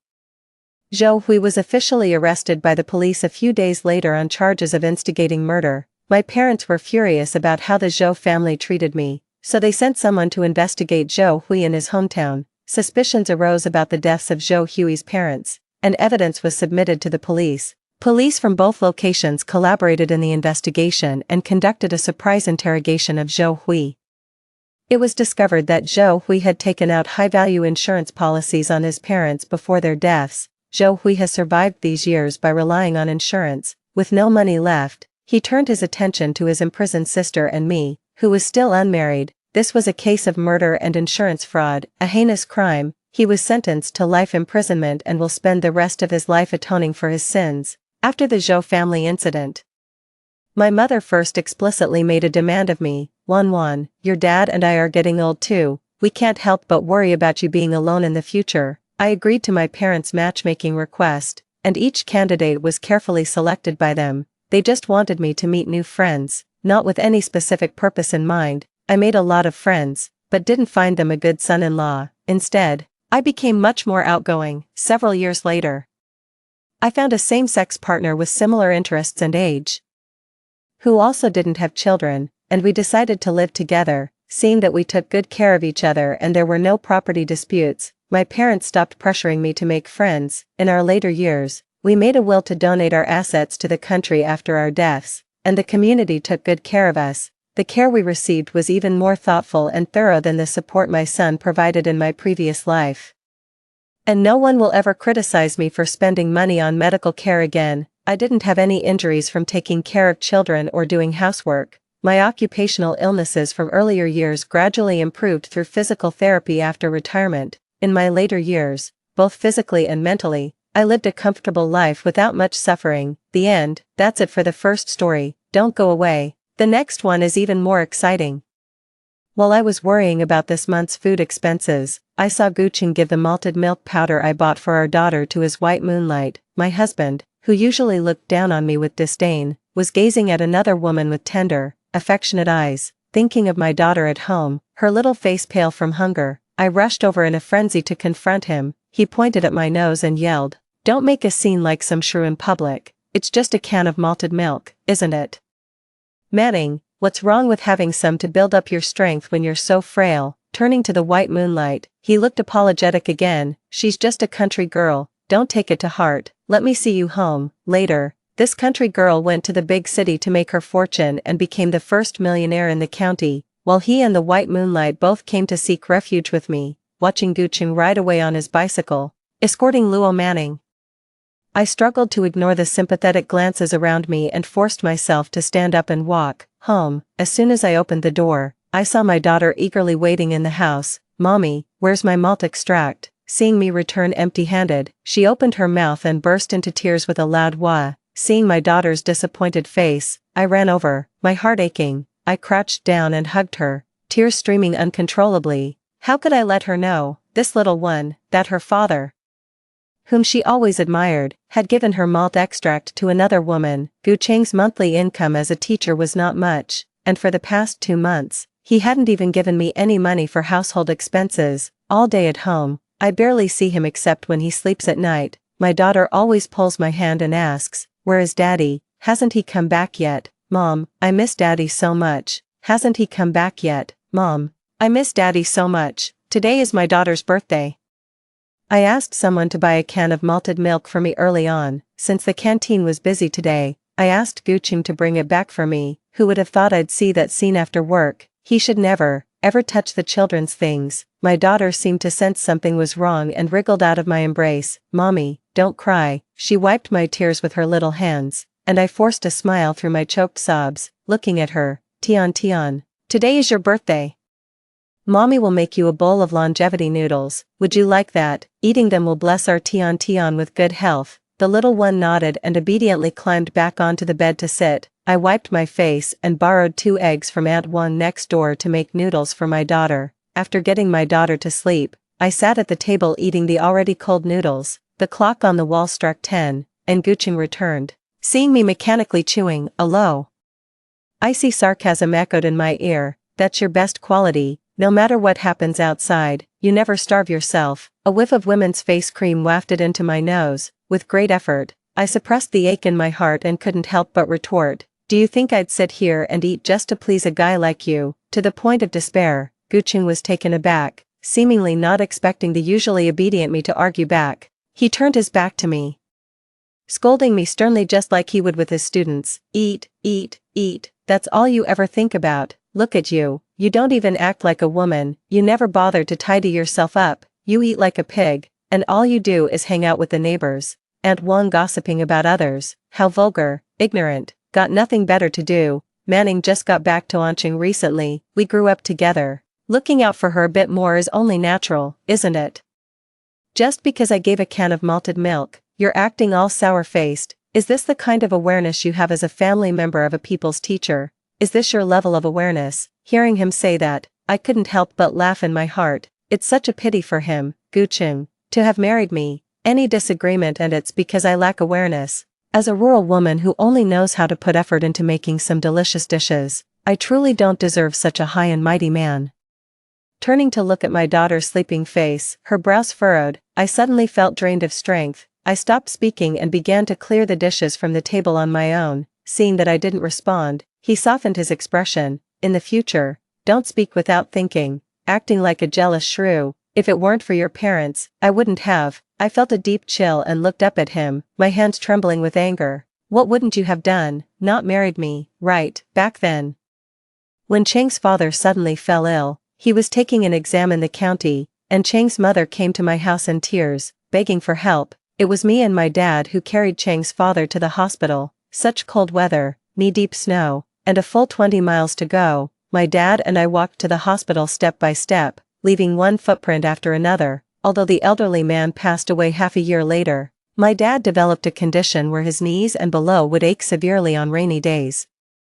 He still has to go for acupuncture treatments from time to time. I was injured by the cold, leaving me with menstrual cramps, and even after giving birth to Tian Tian, it didn't improve. If anything, it got worse. Once I was in so much pain I almost passed out, almost fainted from the pain. Whenever it gets cold, I get frostbite on my feet, It keeps coming back. What has all this been for the past 5 years? It wasn't my parents forcing Guching to marry me. We never intended to use our gratitude as leverage. I knew deep down that Guching had someone in his heart, and he liked remaining. Everyone knew that. One day, while I was feeding the pigs in the pigsty, Guching came up behind me, snatched the ladle from my hand, and pulled me aside, saying seriously, "Nyo Gue, marry me." Back then, looking at the tall and handsome man in front of me, I felt like a mouse that had been hit by a giant piece of candy. I willingly fell into this sweet trap, only to later find out that Romaining had married and left in city. I guess I was just his choice in moments of disappointment. Tears blurred my vision, and I saw him turn away in disgust, a box tied with a red ribbon hidden under his collar. I lost my mind and rushed over, snatching the box away. Upon closer inspection, it turned out to be a scarf. I can't understand the pattern, and I've never seen it on women on the street. In my memory, only the women in the art troupe who dance would wear it, and Luo Meniying is usually dressed fashionably, loves to wear scarves the most, which is obviously, this isn't for me. Guching was shocked and tried to grab it, but I held it behind me and sneered, "Is this for Luo Meniying?" He nervously grabbed my hand, the first time I'd ever seen such an expression on his face. I tightly held on, staring at the things my husband had bought for another woman, but a woman's strength is no match for a man's. He pried open each of my fingers, snatching it back and looking at the crushed gift box. His face immediately flushed with distress. "Chin Yo Gue, are you out of your mind? So what if I gave it to Manling? Would it even look good on you with that figure of yours? Why don't you take a look in the mirror and see what you look like? Manling just escaped from that unhealthy marriage. As her friend, is there anything wrong with me giving her a scarf to comfort her? Mutual benefit and support, unity, and love. Even if you're not well educated, you should know these things." Somehow, I suddenly remembered the last time I went to the supply and marketing cooperative, wanting to buy something to moisturize my face. In the winter, the cold and dry weather makes my face hurt badly when the wind blows. Badly. But with money being tight and considering my family's situation, I just couldn't bring myself to buy it. In the end, I came back empty-handed. I remembered passing by a store and spotting a beautiful sapphire blue coat. The sales clerk brought it out for me to try on, complimenting me on how good it looked the entire time. I was thrilled looking at myself in the mirror, tugging at Guching who was standing beside me, but he kept his chin stiff, staring out the window the whole time, never even glancing at me. The sales clerk's smile froze on her face. Finally, I blushed, thanked her, and took off the coat to return it. On the way home, Guching finally spoke up. "Why spend money on clothes? Royal blue doesn't suit you, and that style only looks good on someone with a slender figure. Only someone with a slender figure can pull it off." I guess he was talking about Luo Meniying, the slender one. In his heart, I've always been inferior to that woman, even though I've borne him children and managed the household for him. I still can't measure up to her in his heart. I wiped away my tears, awkwardly scrubbing my face. Today is my daughter's birthday. Malted milk is something Tian has always wanted to eat. I bought it with my own money. I bought it for her with my salary. But you, as a father, gave away something meant for your child to someone else. He reacted like a cat with its tail stepped on. There's so much going on at school. How would I know unless you tell me? Just give the kid what they want if they're asking for it. Just buy it then. I threw up my hands. I'm broke. Why don't you pay for it? As he turned away, I pressed on. We can barely afford food at home, yet you've got spare cash to buy scarves for some woman outside. These don't come cheap, do they? I know you've never thought much of me. Now that your one who got away is divorced, you've got another shot. I don't want to hold you back either. Let's call it quits. We're getting divorced. He turned away irritably, slamming the bedroom door. Chin No Gue, who else would even want you? Stop this nonsense. I'll let it slide this time, just this once. I rushed to my neighbor's house late at night to borrow their landline, dialing the familiar number from memory. "Little brother, didn't you say your restaurant still needed a cook? I'll take the job. 10 days. Good, that's enough. Enough time to end all this." The next morning, I dragged myself to the cafeteria with puffy eyes to work. At lunchtime, a group of girls from the cultural troupe came in together. My eyes immediately landed on that statuesque woman. She reached up, tucking a loose strand behind her ear with slender fingers, revealing her pale, flawless complexion, with her chin lifted proudly. The delicate scarf around her slender neck was unmistakably the one Guching and I had fought over the night before. The intricate floral pattern looked stunning on her, a style I could never hope to pull off in this lifetime. She gave me an indifferent glance while absent-mindedly smoothing her scarf. A woman nearby hurried over with her lunch tray, eyes shining with admiration. "Manning, where'd you get that gorgeous scarf? It's absolutely beautiful. I'll have my better half get me one of these someday." Luo Manning flashed a smile and said casually, "It was a gift. You can't find this style in Anqing, it's exclusive to Shanghai." My friend spent 30 yuan to get it. Clang, my serving ladle fell into the metal container with a jarring sound that made dozens of heads turn in my direction. I laughed bitterly to myself. 30 yuan, that was Gu Cheng's entire monthly salary, barely enough to cover our family's expenses for a month. Continuation. He couldn't bring himself to buy his wife a new dress or even face cream, let alone afford another tin of malted milk powder for his daughter. Continuation. How extravagant to spend a whole month's salary just to buy a woman a silk scarf. So he's blown his entire paycheck for months on this woman. $30. The woman gasped, her jaw dropping in shock. Her outburst drew curious stares from everyone around. Remaining, a faint smile played on Lumening's lips, as if savoring this feeling. Good heavens, 30 yuan for just this measly scarf. That's way too extravagant, I could never afford it. You're so lucky. Which admirer sent this one? Does he even make your top 10? No offense, but for someone who's been divorced, you still act like a naive little girl. Luo Manning's smile vanished instantly at those words. She shot the woman a glare before walking away. The woman pursed her lips and muttered to those around her, "Look at her putting on airs. Still managing to sweet-talk men into spending fortunes on a measly silk scarf.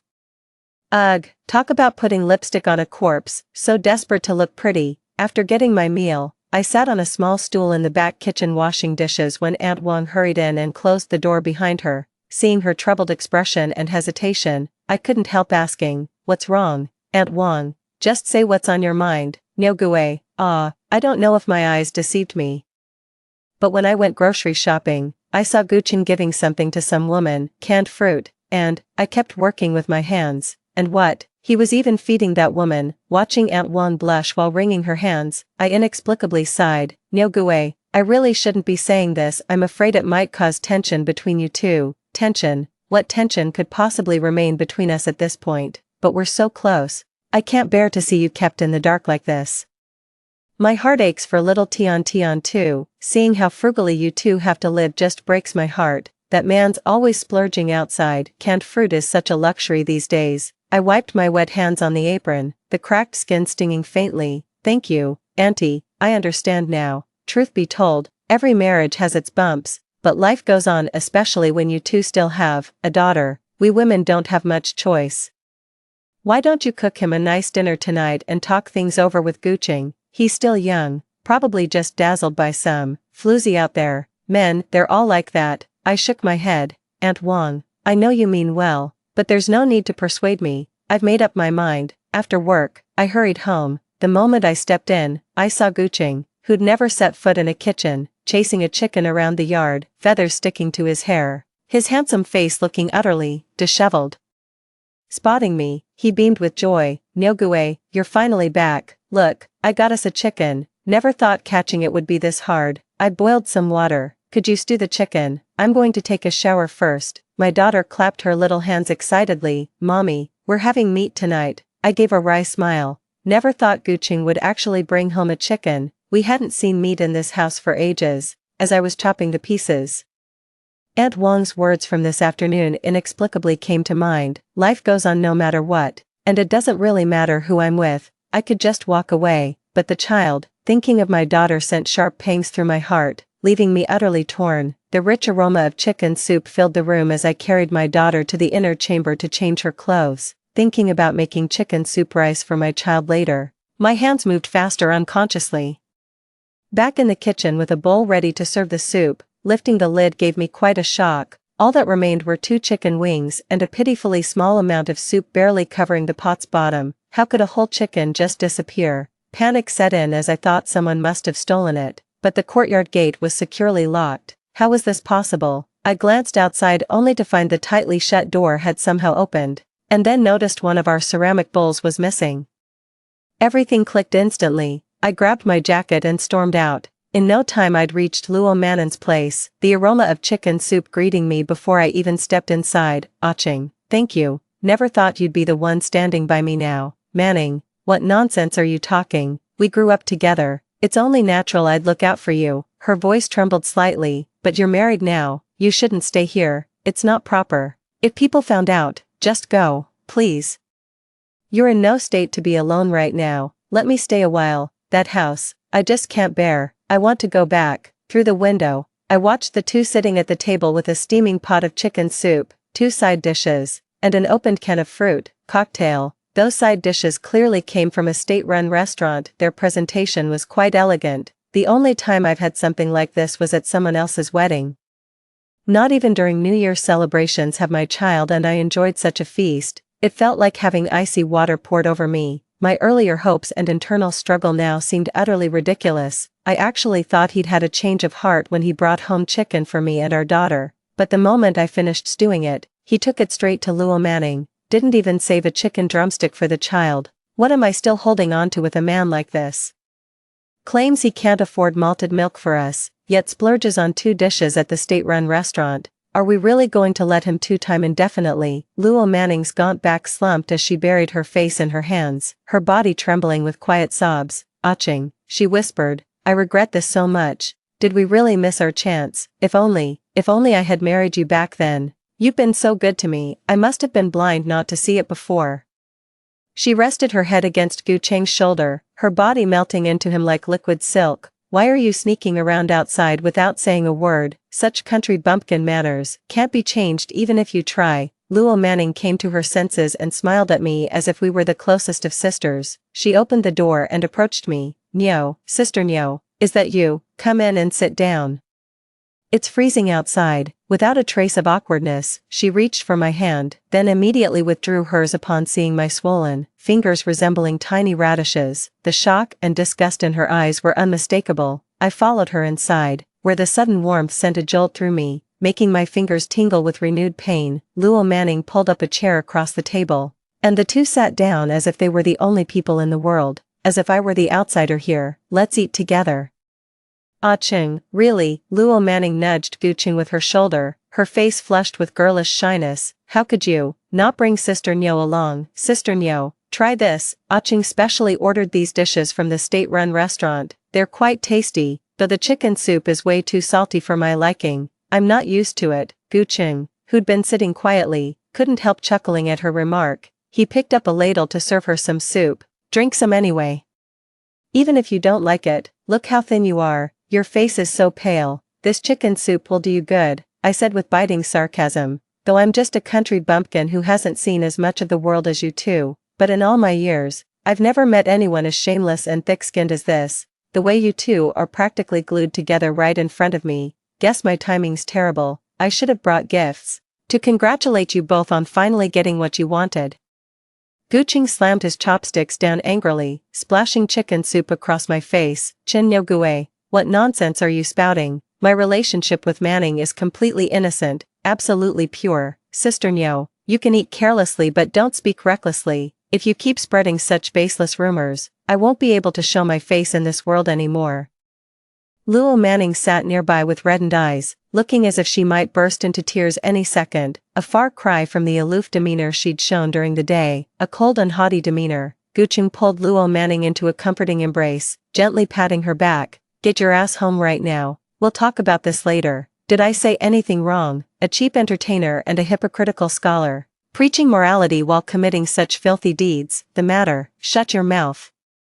Gu Cheng's chest heaved violently with rage. I took a sip with the soup spoon. The broth was excellent, not salty at all, though some might find this delicacy too refined for their taste. Picking up chopsticks again, I sampled a couple bites. The flavors were on point. I grabbed the plastic bag from the side, dumped both dishes from the table into it, fished out 2 chicken legs from the soup, and was ready to go. "Leave." Gu Cheng stepped in front of me, yanking my collar and slamming me against the wall. "Are you possessed by a starving ghost or something? Manning just left. After losing both her marriage and child, she's terribly frail. I'm getting her a chicken to help rebuild her strength. Are you really that greedy? How could I have been so blind to marry someone as vulgar as you? Standing there taking up more space than 2 people combined, yet lacking basic decency. Stealing food from a patient."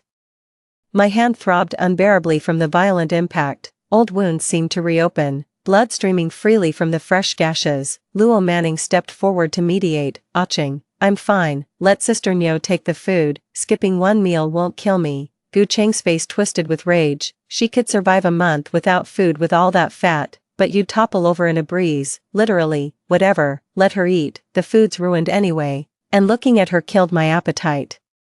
Gu Cheng picked up the coat nearby and draped it over Luo Manning. Come on, I'll take you out to eat. Luo Manning looked up in pleasant surprise, her eyes sparkling as she followed closely beside Gu Cheng. When I got home and laid out the dishes, my daughter's face lit up with joy seeing all the delicious food I'd brought back. After wiping her hands, I served her some food, but she didn't touch her chopsticks. Why aren't you eating? Dad's not back yet. I'm waiting to eat with him.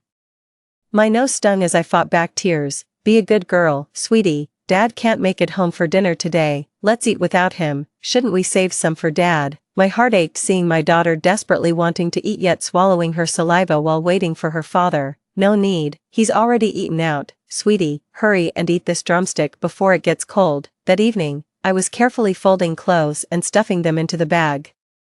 My daughter sat on the bed watching me as I carefully began. Sweetie, if Mommy and Daddy decide to live apart, who would you? I want Mommy, she said earnestly, locking eyes with me. Sweetie wants to stay with Mommy. Don't you want Daddy? Daddy's mean. He always makes Mommy cry. I don't like Daddy anymore, she murmured, lowering her head sadly. Just as I was about to speak, the door suddenly swung open revealing Gu Cheng humming cheerfully, clearly in high spirits.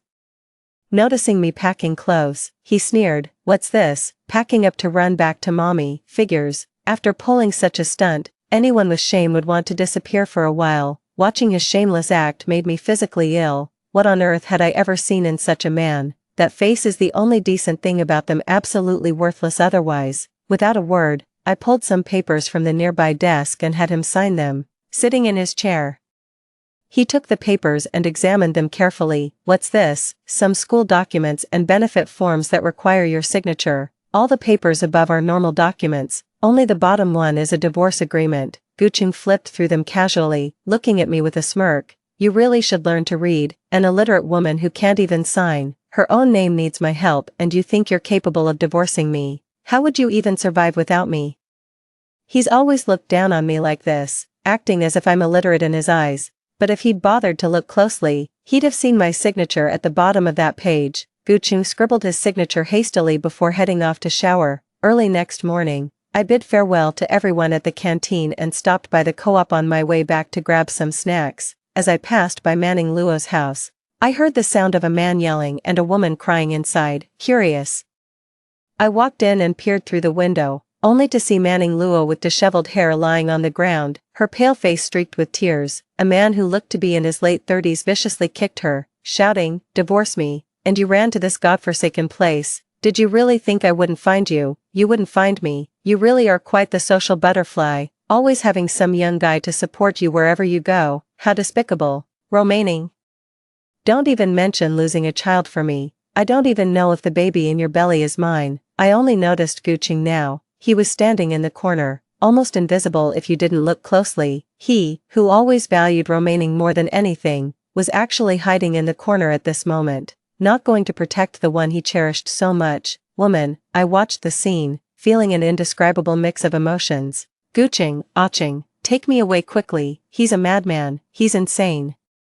He'll kill me. Luo Manning struggled fiercely, crawling towards Gu Cheng. Gu Cheng remained utterly indifferent, even attempting to leave, only to find his path blocked by the man. It seemed deliberate, like he was being prevented from exiting. Who are you calling insane, you worthless slut, that desperate for men? Take a good look at this pretty boy. You think he's got the guts to step up, still believe he can protect you? He's nothing but a coward.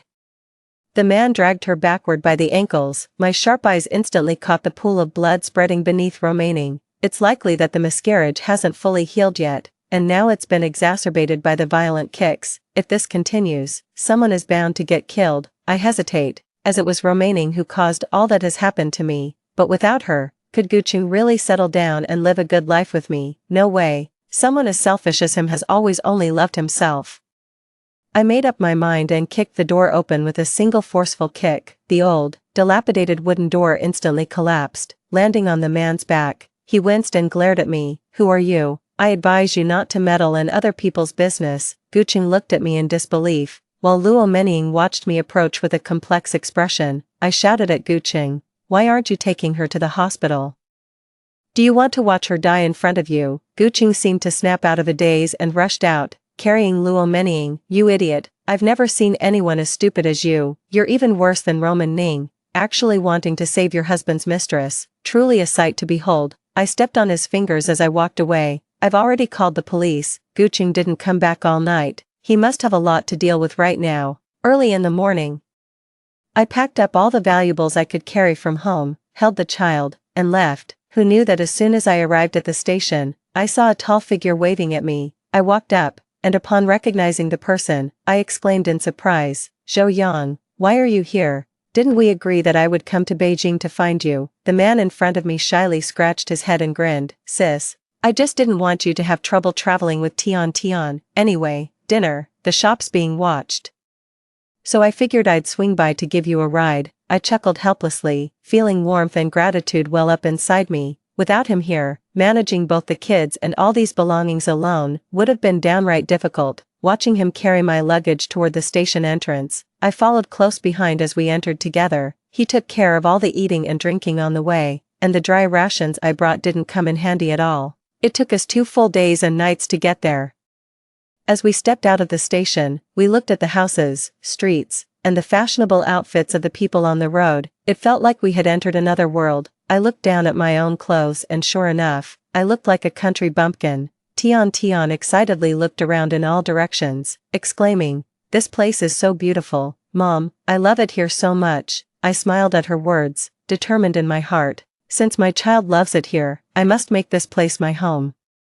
A small car suddenly stopped right in front of me, something I rarely saw in city, looking so shiny and new. To my surprise, Zhou Yang swung the car door open and waved at me. "Hop in, sis." My eyes widened. "This is your car? Damn, little bro, you've really made it, driving such a sweet ride now." Zhou Yang gave a modest smile while helping me settle Tian Tian in the back seat. "All thanks to you. If you hadn't saved me back then, would I ever have this kind of life?" I got into the car, my hands nervously unsure where to place them, looking around left and right, but when I heard him say that, I suddenly relaxed and laughed as well. "That's quite a statement. So you're destined for wealth and fortune." "It was just a small favor I did back then, you don't need to keep it in mind." Before I married Gucheng, I once went to cut pigweed and on my way back, I unexpectedly found a person lying by the roadside. I wasn't sure if he was alive or dead, but I mustered the courage to approach and felt his breath. I carried him back since he was still breathing. Later, I found out he had been an orphan since childhood, always struggling outside. He got cheated in business and ended up here. He had been starving for a long time and was injured, so he stayed at my place to recover. Sometimes, when he felt better, he would help me with work. He fixed all the leaks in the roof at my house. Those days were the happiest I had before getting married. The day before I married Gucheng, Zhou Yang walked into my room. It was his first time ever stepping foot in my bedroom. Seeing my puzzled look, he approached and handed me a box. When I opened it, there lay a pair of golden earrings. I quickly closed it and tried returning the box, but he grasped my hand with inexplicable sorrow in his eyes. "Keep them, sis, it's the wedding gift I gave you. No matter where you are, always remember you have me, your younger brother. If he ever treats you badly, you must tell me, and I'll take care of him, deal with him." I smiled and agreed, only to later find out that he left that very night, saying he was going out to make a living. Every year during the holidays, he would send gifts to me and my parents. Sometimes, Gucheng would say with a hint of jealousy, "Your brother really treats you well." He treats you pretty well. In the past 2 years, he has always written to me about his recent situation and has even invited me to join him countless times. I always decline because, apart from being good at cooking, I don't have any other special skills. There are plenty of great cooks out there. How could I ever become a chef at a big restaurant? But that day, Zhou Yang told me over the phone, "Sis, you're great, you just don't know it yourself. The food you make is the best I've ever had." Thinking of this, I smiled warmly at the person in front of me. His features had matured, adding a few hard edges to his once youthful face. "You've got a successful career now, but haven't found me a sister-in-law yet." "I'm not in a hurry." Zhou Yang's eyes were fixed on the window, his voice muffled. I shook my head. "You rascal." I settled down here. The restaurant has a good location, 3 floors, and a small storage room on the first floor. Zhou Yang cleaned it up for Tian Tian and me to stay in. Everything we needed for clothing and daily use was provided, and there were even many beautiful items I hadn't seen before. Worn coat.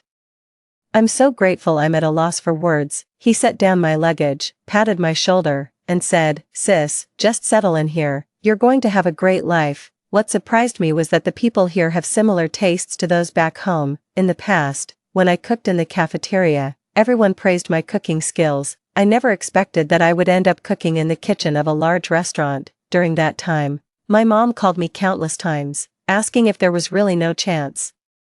She said Guqing was searching for me all over the world, completely lost and disoriented, not even attending classes. I casually changed the subject, asking about her and her father's health. At first, the kitchen staff looked down on me because I came from a small place. They never invited me to taste new dishes during discussions, and Zhou Yang didn't say anything about it, just took me to the kitchen and said he wanted to eat my cooking. Before I knew it, my dishes were brought out and placed alongside the head chef's. The unaware staff nearby all praised my dishes. They were delicious. That's how I secured my footing in this restaurant. It only took me 2 years to go from a helper to an assistant, then a cook, and eventually the head chef. Sweetie and I moved out long ago, and now we have enough money to buy a small house. Zhou Yan has arranged for Sweetie to attend a kindergarten in the city, so I don't have to worry about, on this day.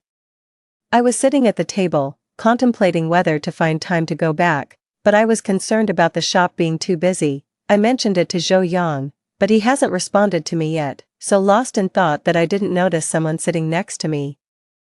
"Sister, I have an idea I'd like to discuss with you. You've been here for 2 years and made some money. I was wondering if you'd be interested in becoming a shareholder in our shop." My hand paused, holding the cup. Me becoming a shareholder. I was stunned upon receiving a positive answer. Zhou Yang poured me some tea and raised an eyebrow. "If you want to invest, you'll need to put in 10,000 yuan first, and sign a 10-year contract with me."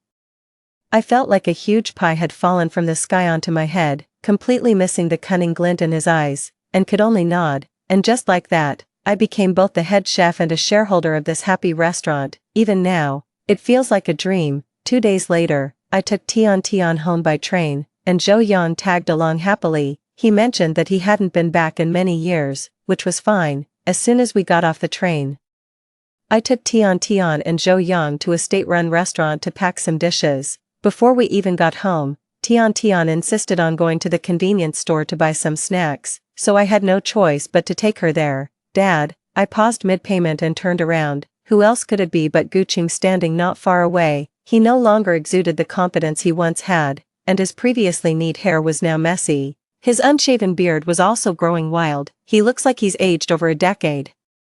Guqing stared at Tian Tian in shock, then turned to look at me in disbelief. "Wife, is it really you?" He brightened up and ran towards me, trying to grab my hand but I dodged. I gave a faint smile. "Just call me by my name. We've been nothing to each other for a long time." "No, I never agreed to the divorce, but your name is on it." I had to remind him. "You tricked me into signing it back then. I had no idea what I was signing, or I would never have agreed to divorce you. Come back. Please, I really can't live without you," Guqing begged me humbly. I silently looked at him, wondering if he couldn't live without me, or if he truly couldn't live without a servant to take care of him. Zhou Yang stood beside me, visibly impatient, and I softly tried to calm him down. Guqing's gaze fell on Zhou Yang, and his face instantly changed. Pointing at him angrily, he demanded, "Who is he? Is it because of him that you insisted on leaving back then, me getting a divorce? You're accusing me of being with remaining, but it turns out you've already found your next partner." His voice was loud, and the uncles and aunts who recognized me began to whisper among themselves. Irritated, I turned away, not wanting to continue arguing with such a scoundrel. He followed me all the way home. My dad saw Guqing following me and thought I had changed my mind. "This is good too, you being a woman out there." "Dad," I interrupted coldly. "I have no relationship with Guqing at all." My mom looked embarrassed, and later I found out that during the 2 years I was gone, Guqing had changed and was searching for me all over the world. He, who had never cared about my parents before, started helping out a lot around our house after that. When someone tried to set him up on a date, he politely declined, saying he wanted to wait for me to return. Guqing has indeed realized his mistake, and he hasn't been with that woman. Has he not been with that woman, Or did she dump him after realizing he was selfish, cold-hearted, and unfaithful? I impatiently said, if they had been together back then, this wouldn't have happened today. Guching has always been a self-serving person. My mother was about to persuade me again, but I picked up my luggage and said, Mom, if you say anything more, I'm leaving. Alright, dear, you should also say less. I think Niu Gui is doing quite well like this.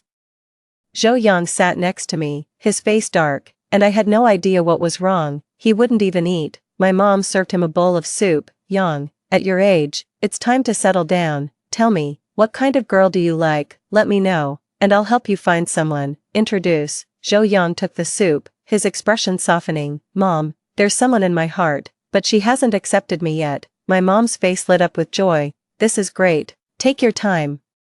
Even an iron rod can be ground into a needle. Suddenly, it started raining outside. Guqing stood there by the gate, looking through the fence. I calmly ate under his gaze. He deserved it. After dinner, Guqing still stood there like a stone statue. He is, after all, Tiantian's father. I sighed and followed him to a restaurant outside. Zhou Yang wanted to come along too, but I stopped him. Niu Gui, you've changed a lot over the past 2 years, Guqing said seriously, his eyes reflecting admiration, joy, and regret. The outfit I'm wearing is the navy blue jacket I didn't buy back then. Now that I've lost weight, my originally fine features are more pronounced. My skin has also turned white. The villagers today all said I'd become so beautiful they didn't recognize me. While eating inside, I could hear my neighbor cursing. They picked sesame seeds while losing the watermelon. Now the other person has become a wealthy entrepreneur in the big city. And they still have the nerve to show up. I've never seen such shamelessness. In the city as a boss, how dare they show their face here? I've never seen such shamelessness. You've changed a lot too, I said seriously after taking a sip of tea. Gucheng's eyes reddened slightly. We still have our daughter, no matter what. She can't grow up without a father. It's been so long since I came back. And the gossips have told me how miserable Gucheng's life has been since I left. He lost his job and started drinking heavily every day. Drunk, he would go crazy searching for me on the streets, mistaking others for me several times. Because of this, he's been. How many times have we gone out for tea? Tian is doing well now. If you truly care, clean yourself up and I'll welcome you to see the child. He grabbed my hand, deep eyes brimming with tears. Nothing ever happened between me and Romaining. It was my fault before. I hurt your heart, I know that, but I will change. I really will. Give me another chance. And I promise to be a good husband and a good father. I shook my head. It ended between us 2 years ago. Why, weren't you always the one who loved me the most? I looked down at the tea in front of me. Love has its limits, and too many disappointments can kill it. Hearing this, his face turned pale, as if his soul had left his body. No, it can't be. On our wedding day, we pledged to each other in front of Chairman Mao's portrait. We made promises to be together forever, so why has everything changed now? You did this to yourself. I was about to get up and leave, but he just wouldn't let go of me. Zhou Yang suddenly appeared out of nowhere and punched Guqing in the face. The two immediately started fighting, and I quickly rushed over to pull them apart. Don't you even have urine to look at yourself with? Please, take a good look, Zhou Yang said through clenched teeth, his fists tightly gripped. As I bandaged him, I couldn't help but complain. Why are you still so impulsive at your age? He clung to my waist like a little kitten, murmuring, Sister, I like you. I really like you, and I don't want to just be your brother anymore. Hearing this, my heart raced, a tingling sensation surged through me, and I blushed.